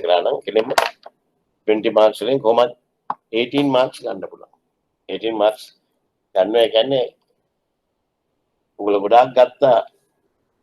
First question 18 marks. Keep it 18 marks. 18 marks. 36 marks.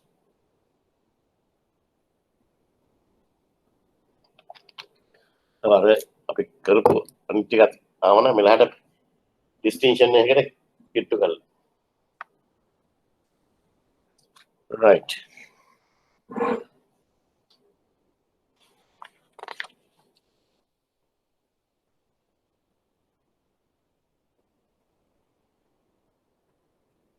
Question number 6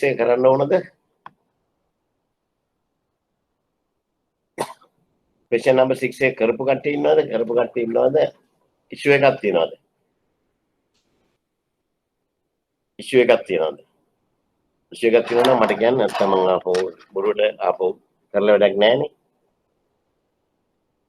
ඔයගොල්ලෝ ආන්සර් කරන්නේ නැත්නම් ඉතින් මට කරලා වැඩක් වෙන්නේ නැහැ. ඒකෙන්ද මම කියන්නේ. දැන් මම කරන්න කියලා මම කිව්වනේ. issue එකක් තියනවද?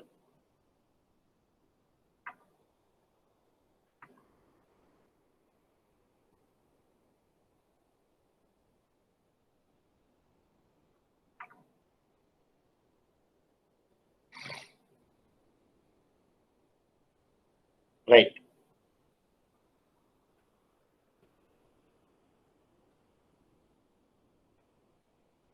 මොකද ගන්න?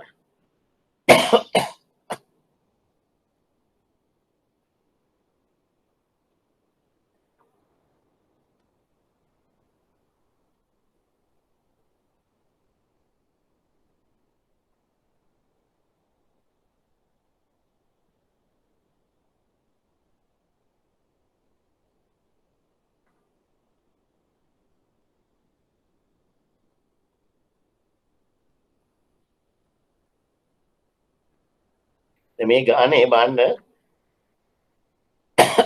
second para. In order to manufacture required goods, right? Your customer master vision limited requires to import two types of raw materials, PNR, US dollars 200,000 worth of raw materials. ඒකද අපි හදන්න වෙනවා P වලට issuance of LC facility, right? R එකට අපිට facility එකක් දෙන්න ඕනද? Raw material R.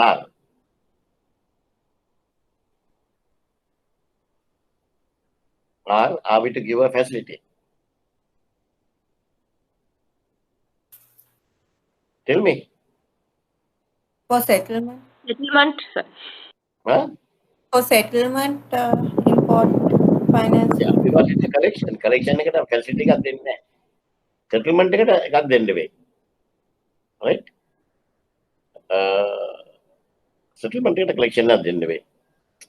Right. Okay. එහෙනම් මට මේකට උත්තර ටික විතරක් කියන්න බෑ. Facility 1 LC issuance of P. LC issuance of P. 400 USD 400. USD 400,000. Very good. 200,000 into 2.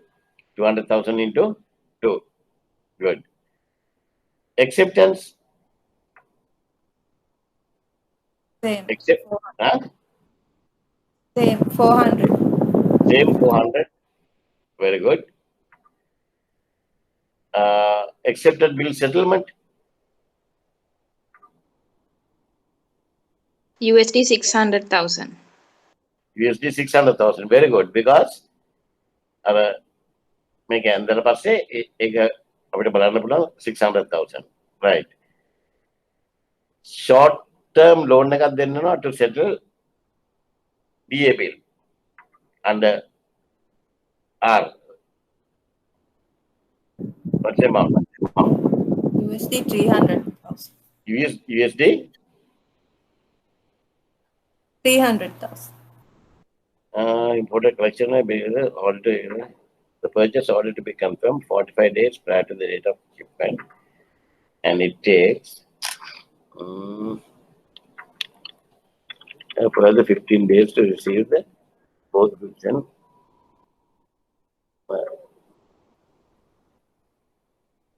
right.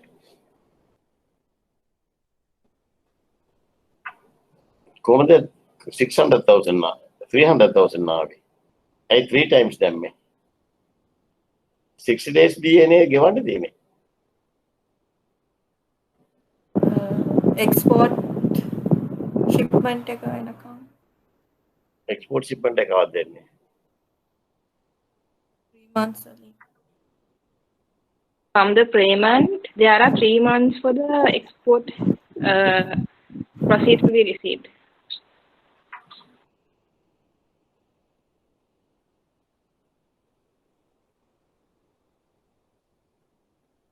ඒකද ගත්තේ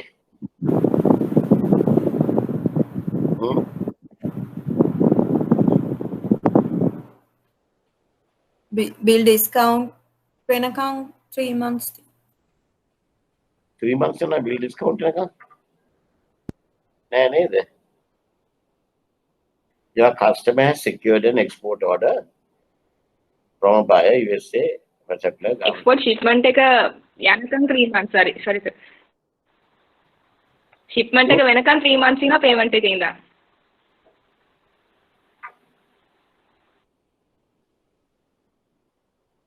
export shipment එක වෙනකන් 3 months තියෙනවා 3 months තිබ්බට අපි ගෙවන්නේ අපි 2 months වලින් settlement එක කරන්න ඕනේ නේද R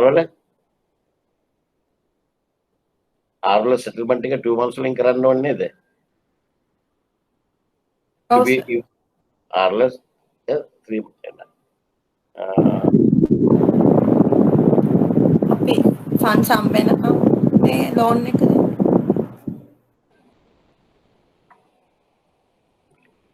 it will take 5 months from the date the raw material Payment එක කරද්දි 2 months ගිහිල්ලා හින්දා කියන්න බෑනේ එහෙනම් 2 the 3 the 2 the 3 the 3 months. ඒක අමුතොත් එහෙම දැන් මම ආසයි ළමයි ඔහොම කතා කරනවා නම් ඔබ තමයි ඕනේ නැත්නම් මම තමයි ගහලා යන්නේ හරි වැරදි ඒක වෙනම දෙයක් අපි ඔක්කොම ඉගෙන ගන්න ඕනේ ඔයා ඉගෙන ගන්න තමයි ඉගෙන ගන්නවා හරිද නැත්නම් කවුරුත් සිනා වෙන්න ඕනේ නැහැ ක්ලාස් එකේ යන කතා කරනවා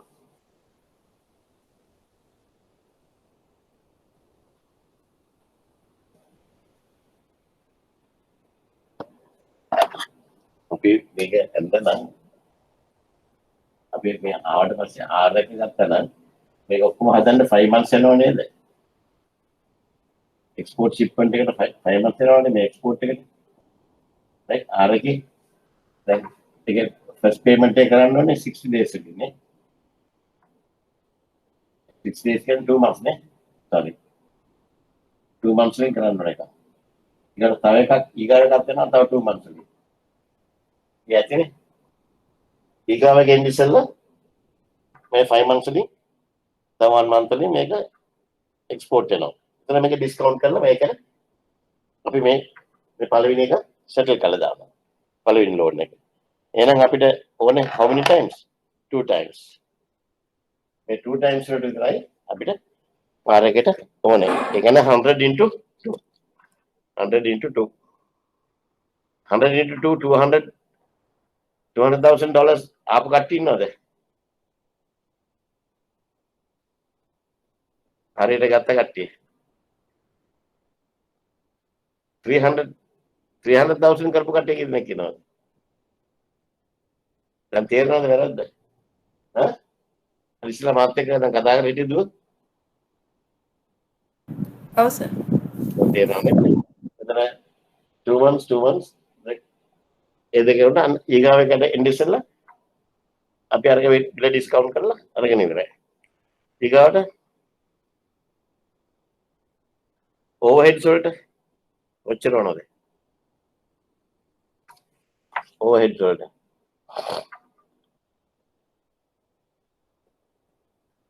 monthly overheads expenses $15,000. $15,000. So $15,000 into how many times? How many times? 5. 5. Very good. US dollars 75,000. Export bill purchase 400 into 2, 800. 202. Very good.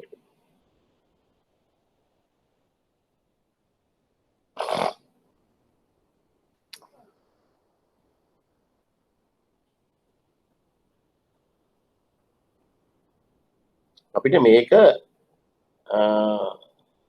අපි කොහෙවත් කියලා නැහැ නේද මේ R එක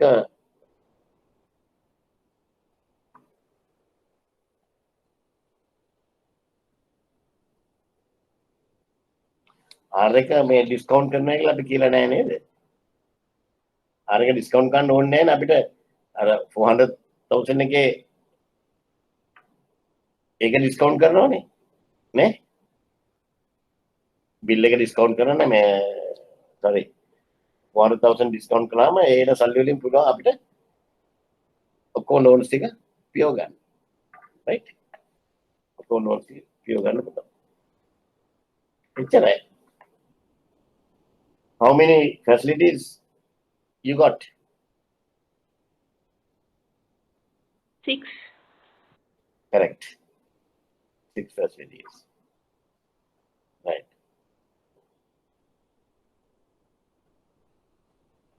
Okay, B එක කරන්න බලන්න. For each financial facility, state the security documentation to be taken and any special conditions that you would stipulate. Mortgages මුකුත් නැහැ. එහෙනම් මොනවද ගන්නෙ? For the first facility, LC issuance, LC application, trade finance general agreement. right? When conditions. බලන්න miss කරන හැටි මොකද? BL to be consigned to the bank නේ? BLs to be consigned to the bank. ඒකත් දාන්න ඕන. ඊගාවට acceptance එකට මොකක්ද දෙන්න ඕනේ?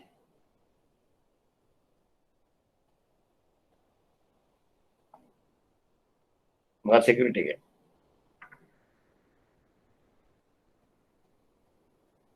මොකක්ද security එක? Bill of Accepted bill of exchange. Accepted bill of exchange. Then acceptance bill settlement එකට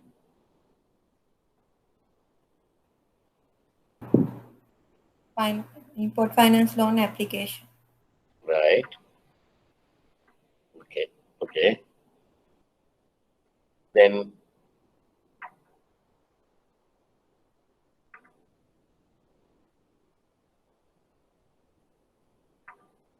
overheads වලට OD එකට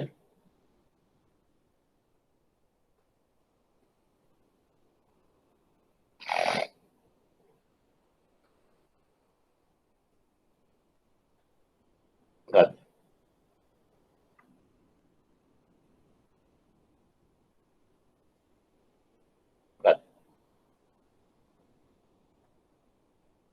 OD එකට overdraft application නේ? overdraft application තමයි අපිට ඕනේ. මොනවා හරි indemnities තියෙනවා නම් indemnity එක ගන්නවා. right. Okay. මේක මම ඩිස්ක්‍රයිබ් කරන්න ඕනේ නෑනේ. Explain why a bill of lading role as a document of title is so important in international trade operations. Why? Why a bill of lading role as document of title is so important?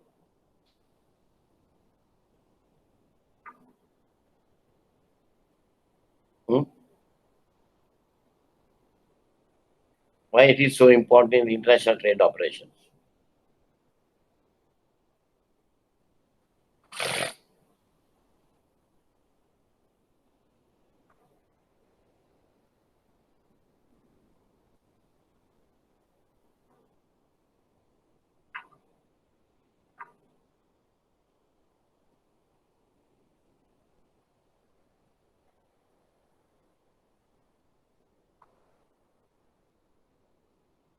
Yeah. Why document of title is so important? In international trade, BL is the only transport document that has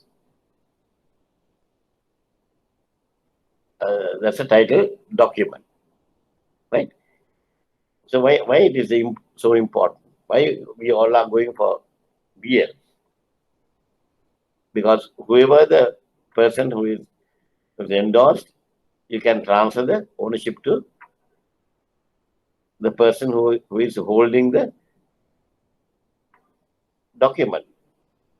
That person has the title to the goods. That person has the title to the goods, right? So normally in international trade, bill of lading is endorsed to the bank, and the bank will endorse it again. Bank will endorse it to the customer, right? That is how you transfer the ownership of the goods. Explain the concept of clean bill of lading. What do you mean by clean bill of lading? And its significance to both the buyer and seller in international trade.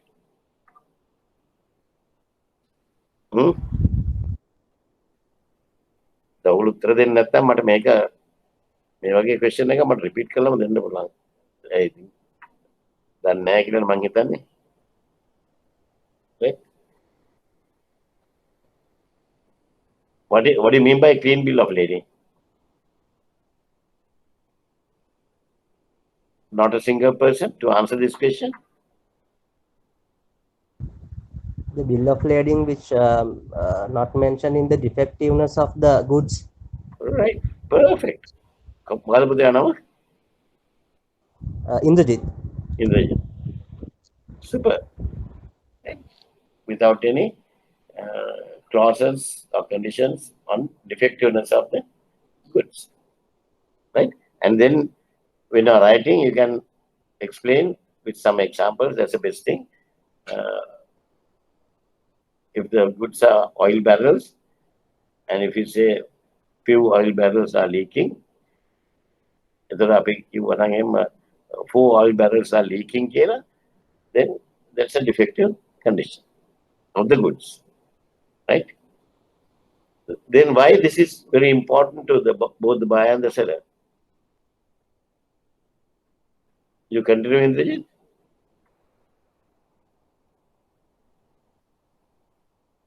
Why it is so important? අමාරු එක කළා. දැන් basic එක තියෙන්නේ.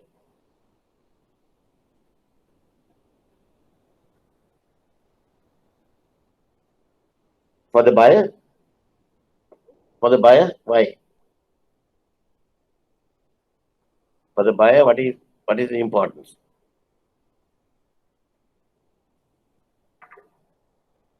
Right? What is the significance to the buyer? The buyer has no doubt in about the goods. Very good. Very good. Then to the seller?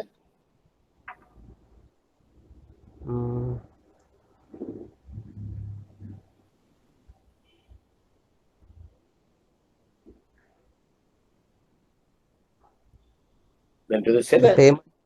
The payment. Yes, of course. They are super. Because if there's a defective condition, if it is not a clean bill of lading, the issuing bank will quote it as a discrepancy and the payment will not be made. Right? They will quote it as discrepancy. Right? briefly explain why insurance cover is necessary to international trade. Under a standard marine cargo policies, when does the covers commence and terminates? From the time you load it onto the ship, once the goods are loaded on the deck, once the goods are loaded on the deck, marine insurance up to what place? Either up to the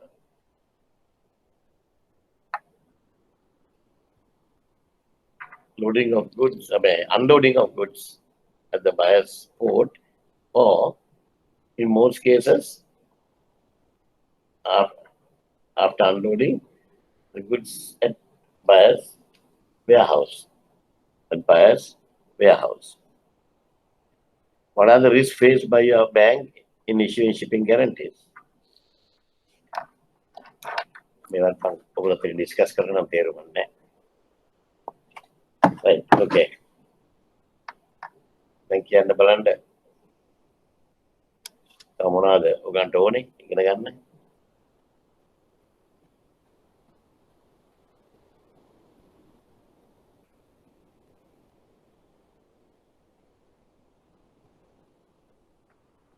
The 3 exposures of foreign exchange. Can somebody tell me what are the 3 exposures of forex? 3 exposures of forex. What are they?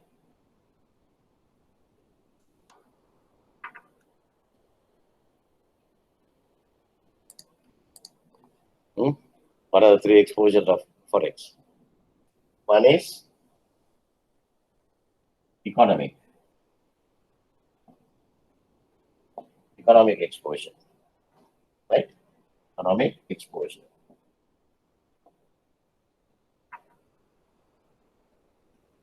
Right? Number 2,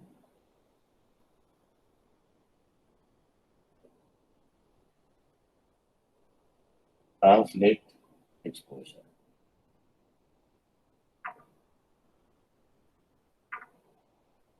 Number 3, transit exposure.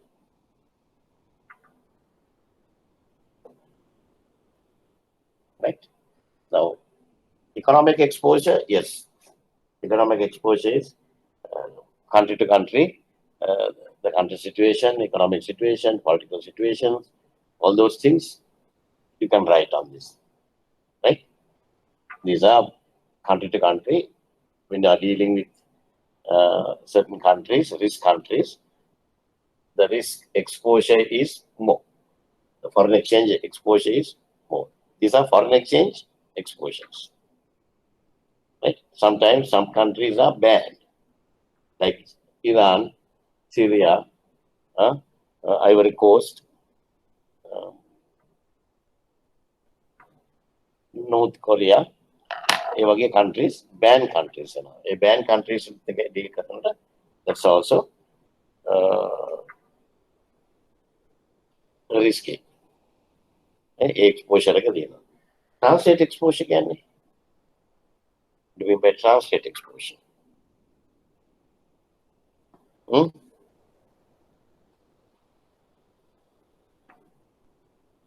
do you mean by translate exposure?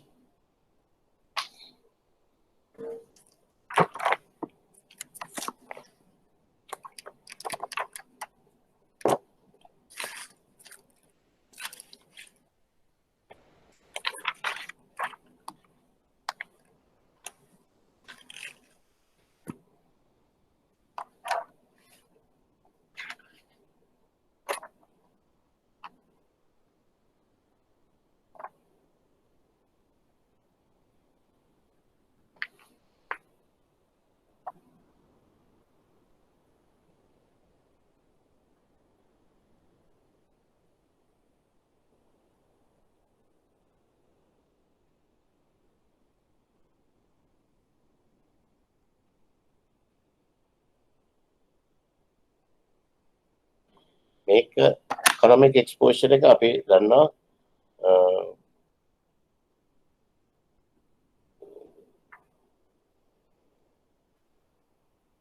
long term risk අනික translate exposure අනික transit නෙමෙයි තියෙන්නේ. ඒ කියන්නේ transaction exposure including transit එක transaction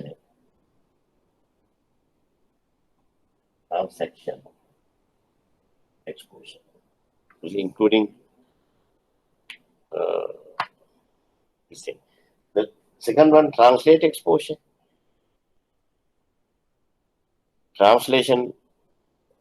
Translate or translation. It's a better word.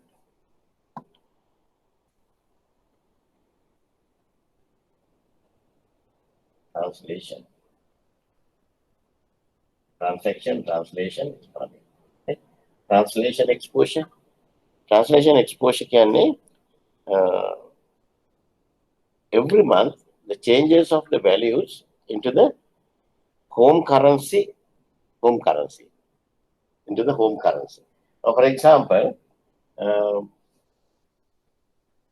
හැම මාසෙකම දැන් නම් කරන්නේ බැංක්ස් වල ඔක්කොම කරන්නේ මේ බැංක් මේ auto එන්නේ foreign exchange exposures auto තමයි calculate වෙන්නේ.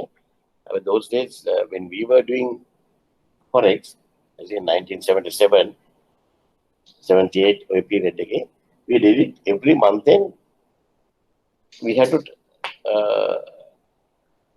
calculate this forex profit or loss, right? I manually karande. Now, for example, if our forex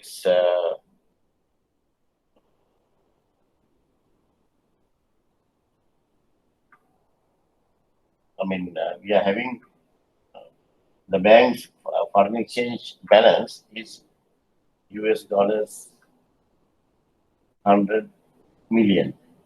US dollars 100 million, right? US dollars 100 million last month, first of this month, first of January, the rate was 185.50. 1st of January, the rate was 185.50. Right? We used to call this revaluation. Right? Then on 31st Jan, the rate has gone up to 190. Rate has gone up to 190. But this is the amount. Right? The may amount of the map is the a මාසෙම අරන් ගාමු මේක balance එක as at 31st January මේ amount එකට අපි දැන් ඔන්න බලනවා from first of for that particular period, right? Specific time මේකට 185.50 වලට calculate කරලා කීයද 190 වලට ගත්තොත් කීයද then our rupee values have gone up. Right? ඒකට අපි කියන revaluation කියලා. ඒතර we hold this much of rupees. At 1st of January we hold this much of rupees. Now we are holding this much of rupees. Right? Revaluation. Every month we do. Right? Sometimes if it goes the other way around, our rupee values will come down. Right? Transaction exposure can rise from several trading activities, overseas trading activities,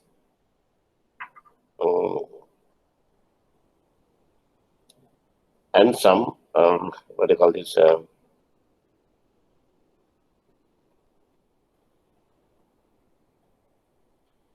තව එකක් තමයි මේ transaction exposure එක වෙන්නේ for the customers මේක ගොඩක් වෙන්නේ transaction එකම කස්ටමර්ට මේ වගේ when we first enter into the contract on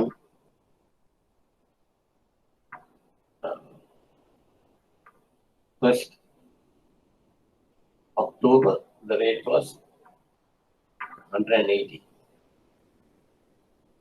Right? Now, after 4 months, November, December, January, after 3 months, with the first February, make 190. First February, make 190. Then it's going to make transaction exposure at the customer. Because if it is a exporter, then he is okay. But for an importer, the other way around, right? So always there is an exposure plus or minus for the customer. So transaction, translation, and economic exposure, exposures to our one. Then another one, I don't know whether I have done this with you. චුට්ටක් බලන්න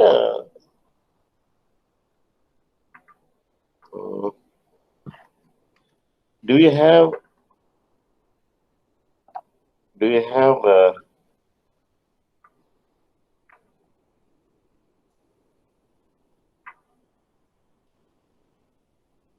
UCP 600s?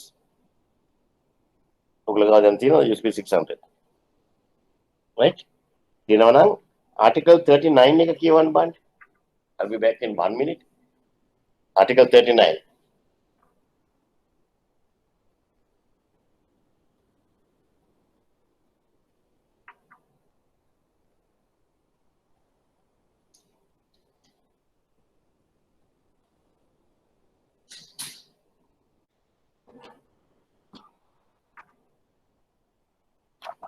Right. Assignment of proceeds. Have I done that thing with you earlier?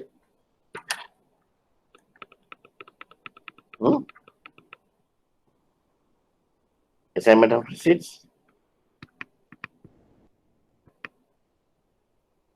ඔබ දැකලා දෙක නැද්ද?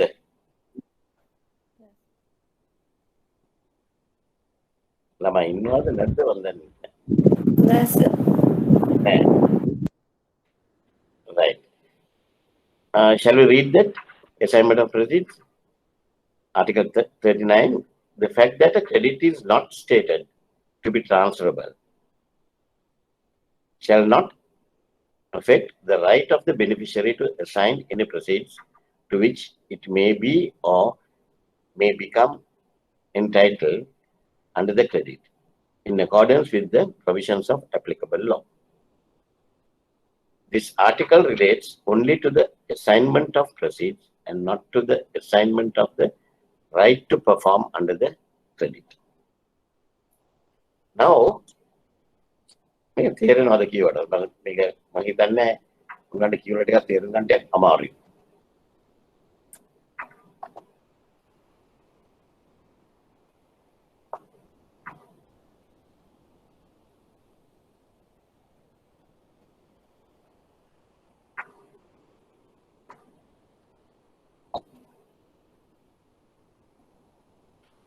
This is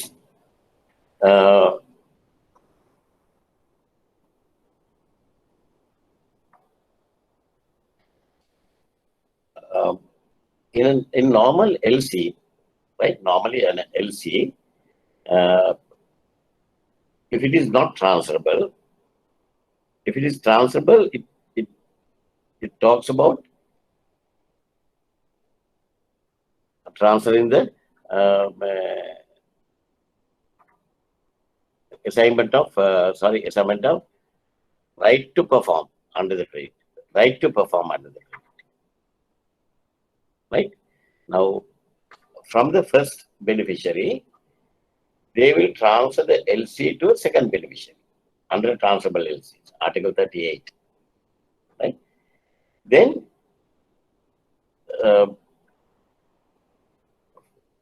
from the issuer, the first beneficiary has been requested to perform a certain things. Now, what he has done is he has transferred to a second beneficiary.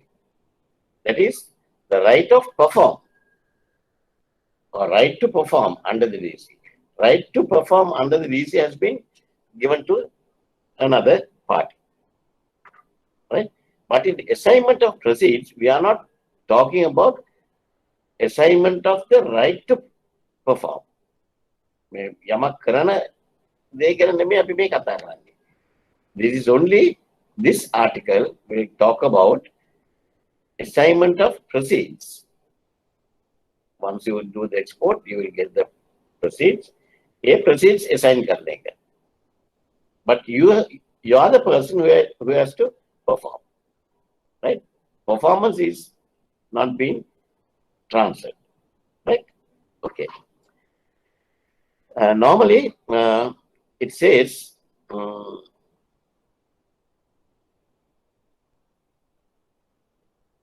the article itself, they talk about in accordance with the provisions of the applicable law. What do you mean by with the provisions of the applicable law?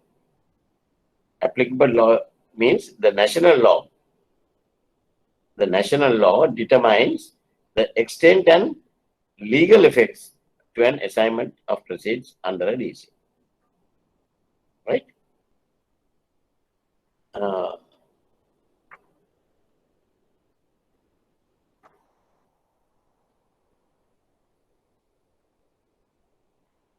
මම මේකේ පොඩි note එකක් දෙන්නද ඔයගලන්ට? ඔතන ඔයගොල්ලෝ මේකේ ලියා ගන්න සමහරට ක්වෙස්චන් එකක් ආවොත් මේක අනුව අනිත් එක ට්‍රේඩ් කරන කට්ටිය ඉන්නවා නම් බැංක්ස් වල මේ assignment of proceeds එනවා. ඒතර ඇතුළේ ලියුමක් හදන්න ඕන. ඒ ලියුමෙම හදාගන්න අපිට මේක you should have some sort of idea, right? Can you jot down these things, right? Under assignment of proceeds, right? On point form again then now.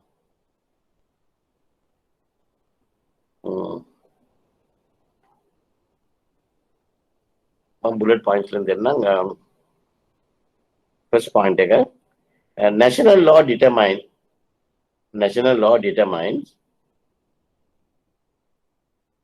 the extent and legal effects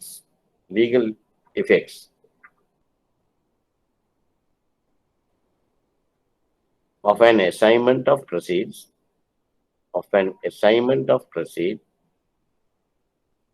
under a DC. Right? The next point is it is possible in some cases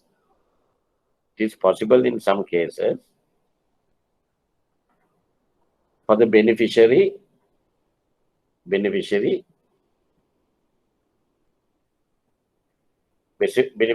is the assignor. Beneficiary is the assignor.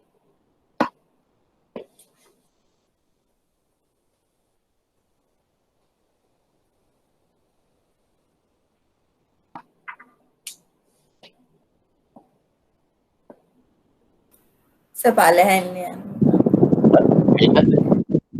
ඔව්. පළහැන්න. Mary? හරි.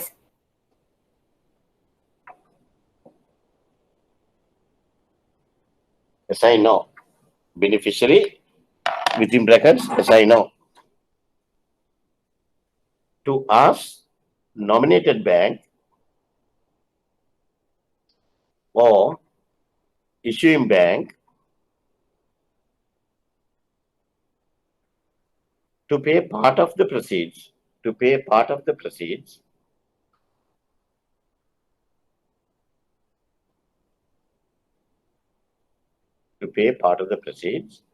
that are due to its own supplier within brackets assignee.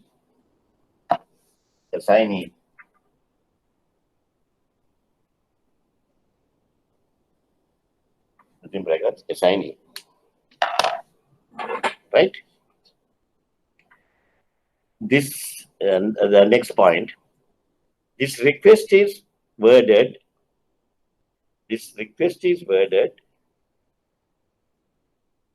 in the form of an irrevocable instructions.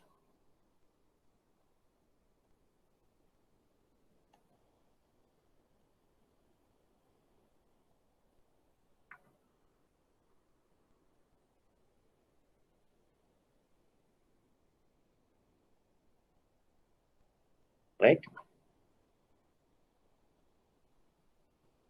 The next point,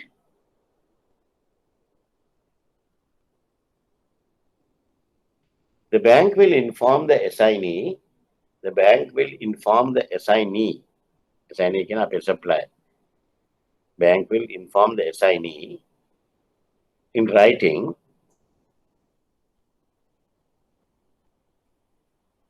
this arrangement,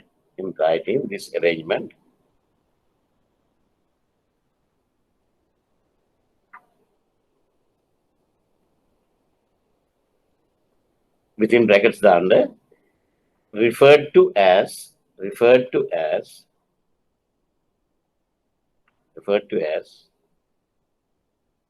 acknowledgement of an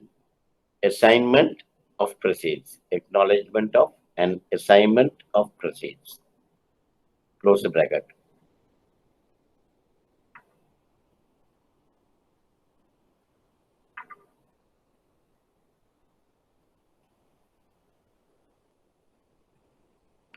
This instruction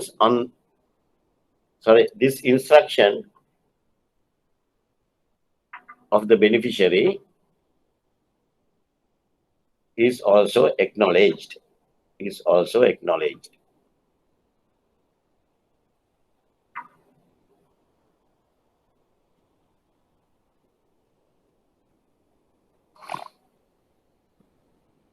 The next point, the bank should not undertake any payment or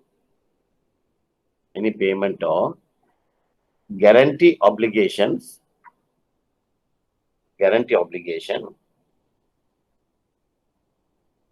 towards such assignee, and this should be clear in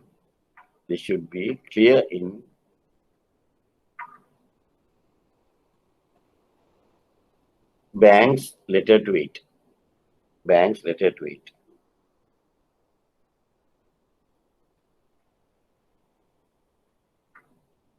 Bank acts only as an agent.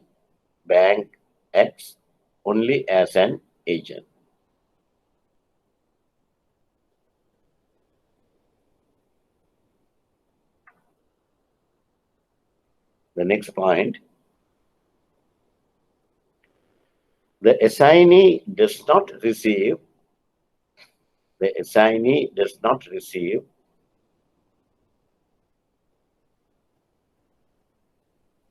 the same sort of payment security,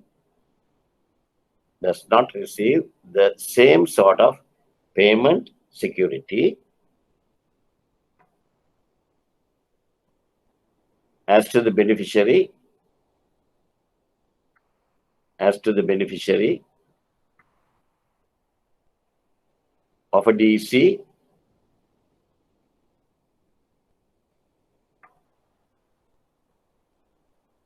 or transferred credit.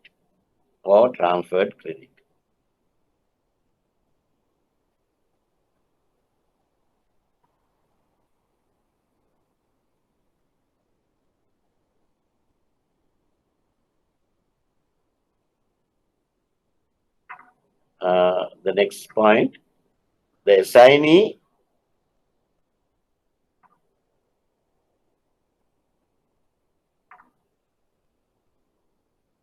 the assignee will only get the proceeds. The assignee will only get the proceeds if the beneficiary making a compliant document. Compliant document.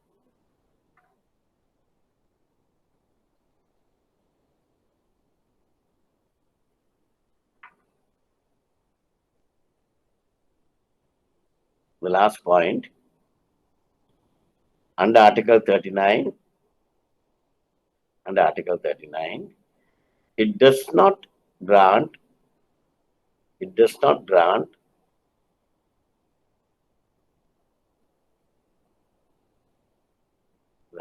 the right to the assignee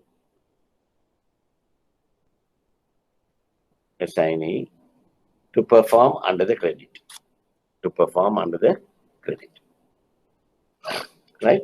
I'll explain to you, because what I thought was better to explain this to you. I know most of the banks, when they receive assignment of proceeds notices and all, even the managers sometimes doesn't know how to handle it. Right? So at least if you can discuss those things with your manager, then they will be pleased with you, and it's good for you, right? Okay.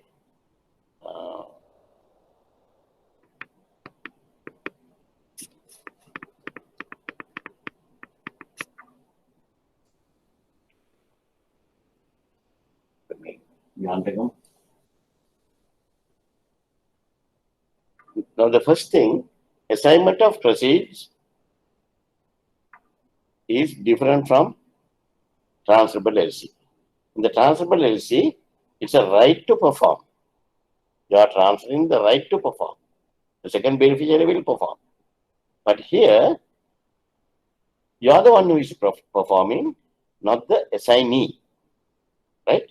Now, normally what is happening in export credits, make a good and export credits. In exports, my exporter, my customer exporter, he's manufacturing. For his manufacturing of certain goods, he needs raw materials.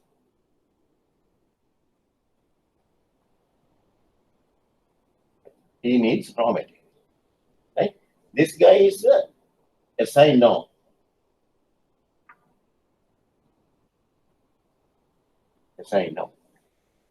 This guy is the assignee.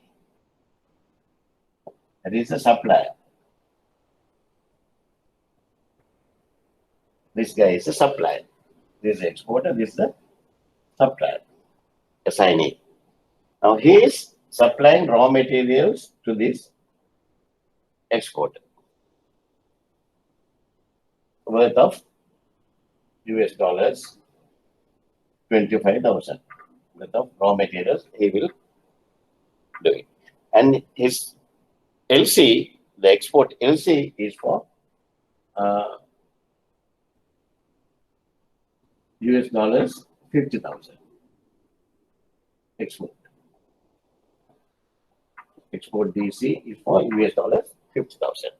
So he takes this 25,000 worth of goods and then manufacture and then export. Right? Then from the buyer's bank, he will receive money. He will receive proceeds of the export. He will receive the proceeds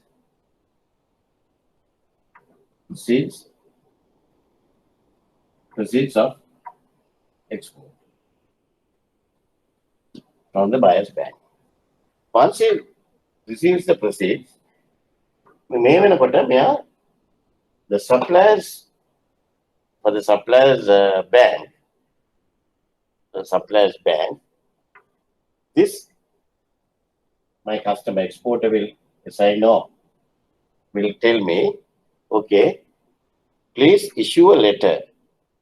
Please issue a letter to the supplier or the assignee that once I receive the proceeds of my export, you mean the bank, exporter's bank, will assign US dollars 25,000 to these people. You got it clearly? He will use this material and manufacture and then export. And once he received the exports, meanwhile, he has given an undertaking, his bank has given an undertaking to the assignee, okay, now at this moment I don't have money to pay you. I don't have money. I can't buy it. I can't buy this thing because I don't have money. But I'm going to get the money from the exports, right? From those export proceeds, I will pay you 25,000. That letter has been given by the exporter's bank. Assignment of proceeds letter එකක් දෙනවා මට. මෙතන තියෙන risk එක තමයි this guy has nothing to perform. But the risk is if this guy has not given proper correct documents, it will be discrepant. In discrepant, he will not get the proceeds. If he doesn't get the proceeds, then we won't be able to transfer the proceeds. Even though we have assigned, first we have to get the proceeds. That risk is there. Right? I think now you can understand with this short note what is assignment of proceeds. Any questions on that? Make ඔක්කොම යන්නේ local law එක හැටියට තමයි යන්නේ. Right. Any questions?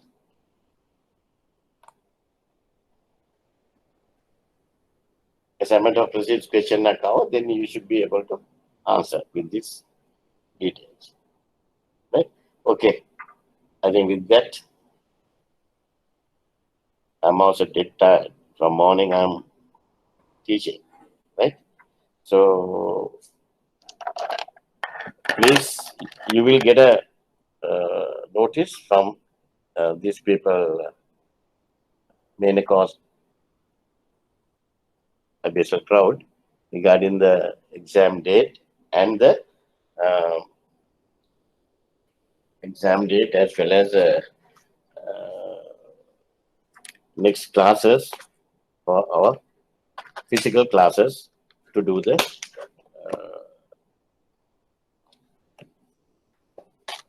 what do you call this?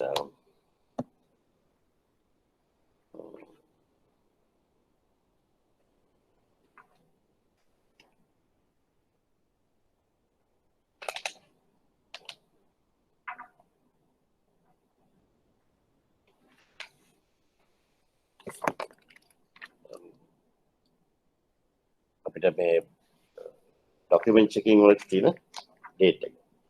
A date එක අපි අරගෙන අපි බලමු කොහොමද ඊගාවට අපි කොහොමද කරන්නේ කියන එක. ඒක හරියම important.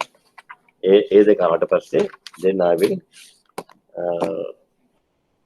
finish the classes and then the assignment, then we will be ready with the exam.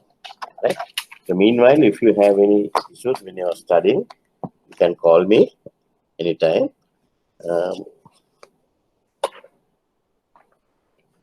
Only thing, study hard. I'm so sorry because this time your course was affected here and there because of this COVID-19 epidemic, right? What to do? That's something which we all are facing at the moment. So let's hope for the best. After the injections and all, we hope that things will reduce. If it is reduced, then we'll be able to open up the classes, right?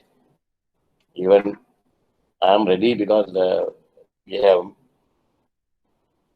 bigger classes where we can keep the 1 meter distance and conduct the classes.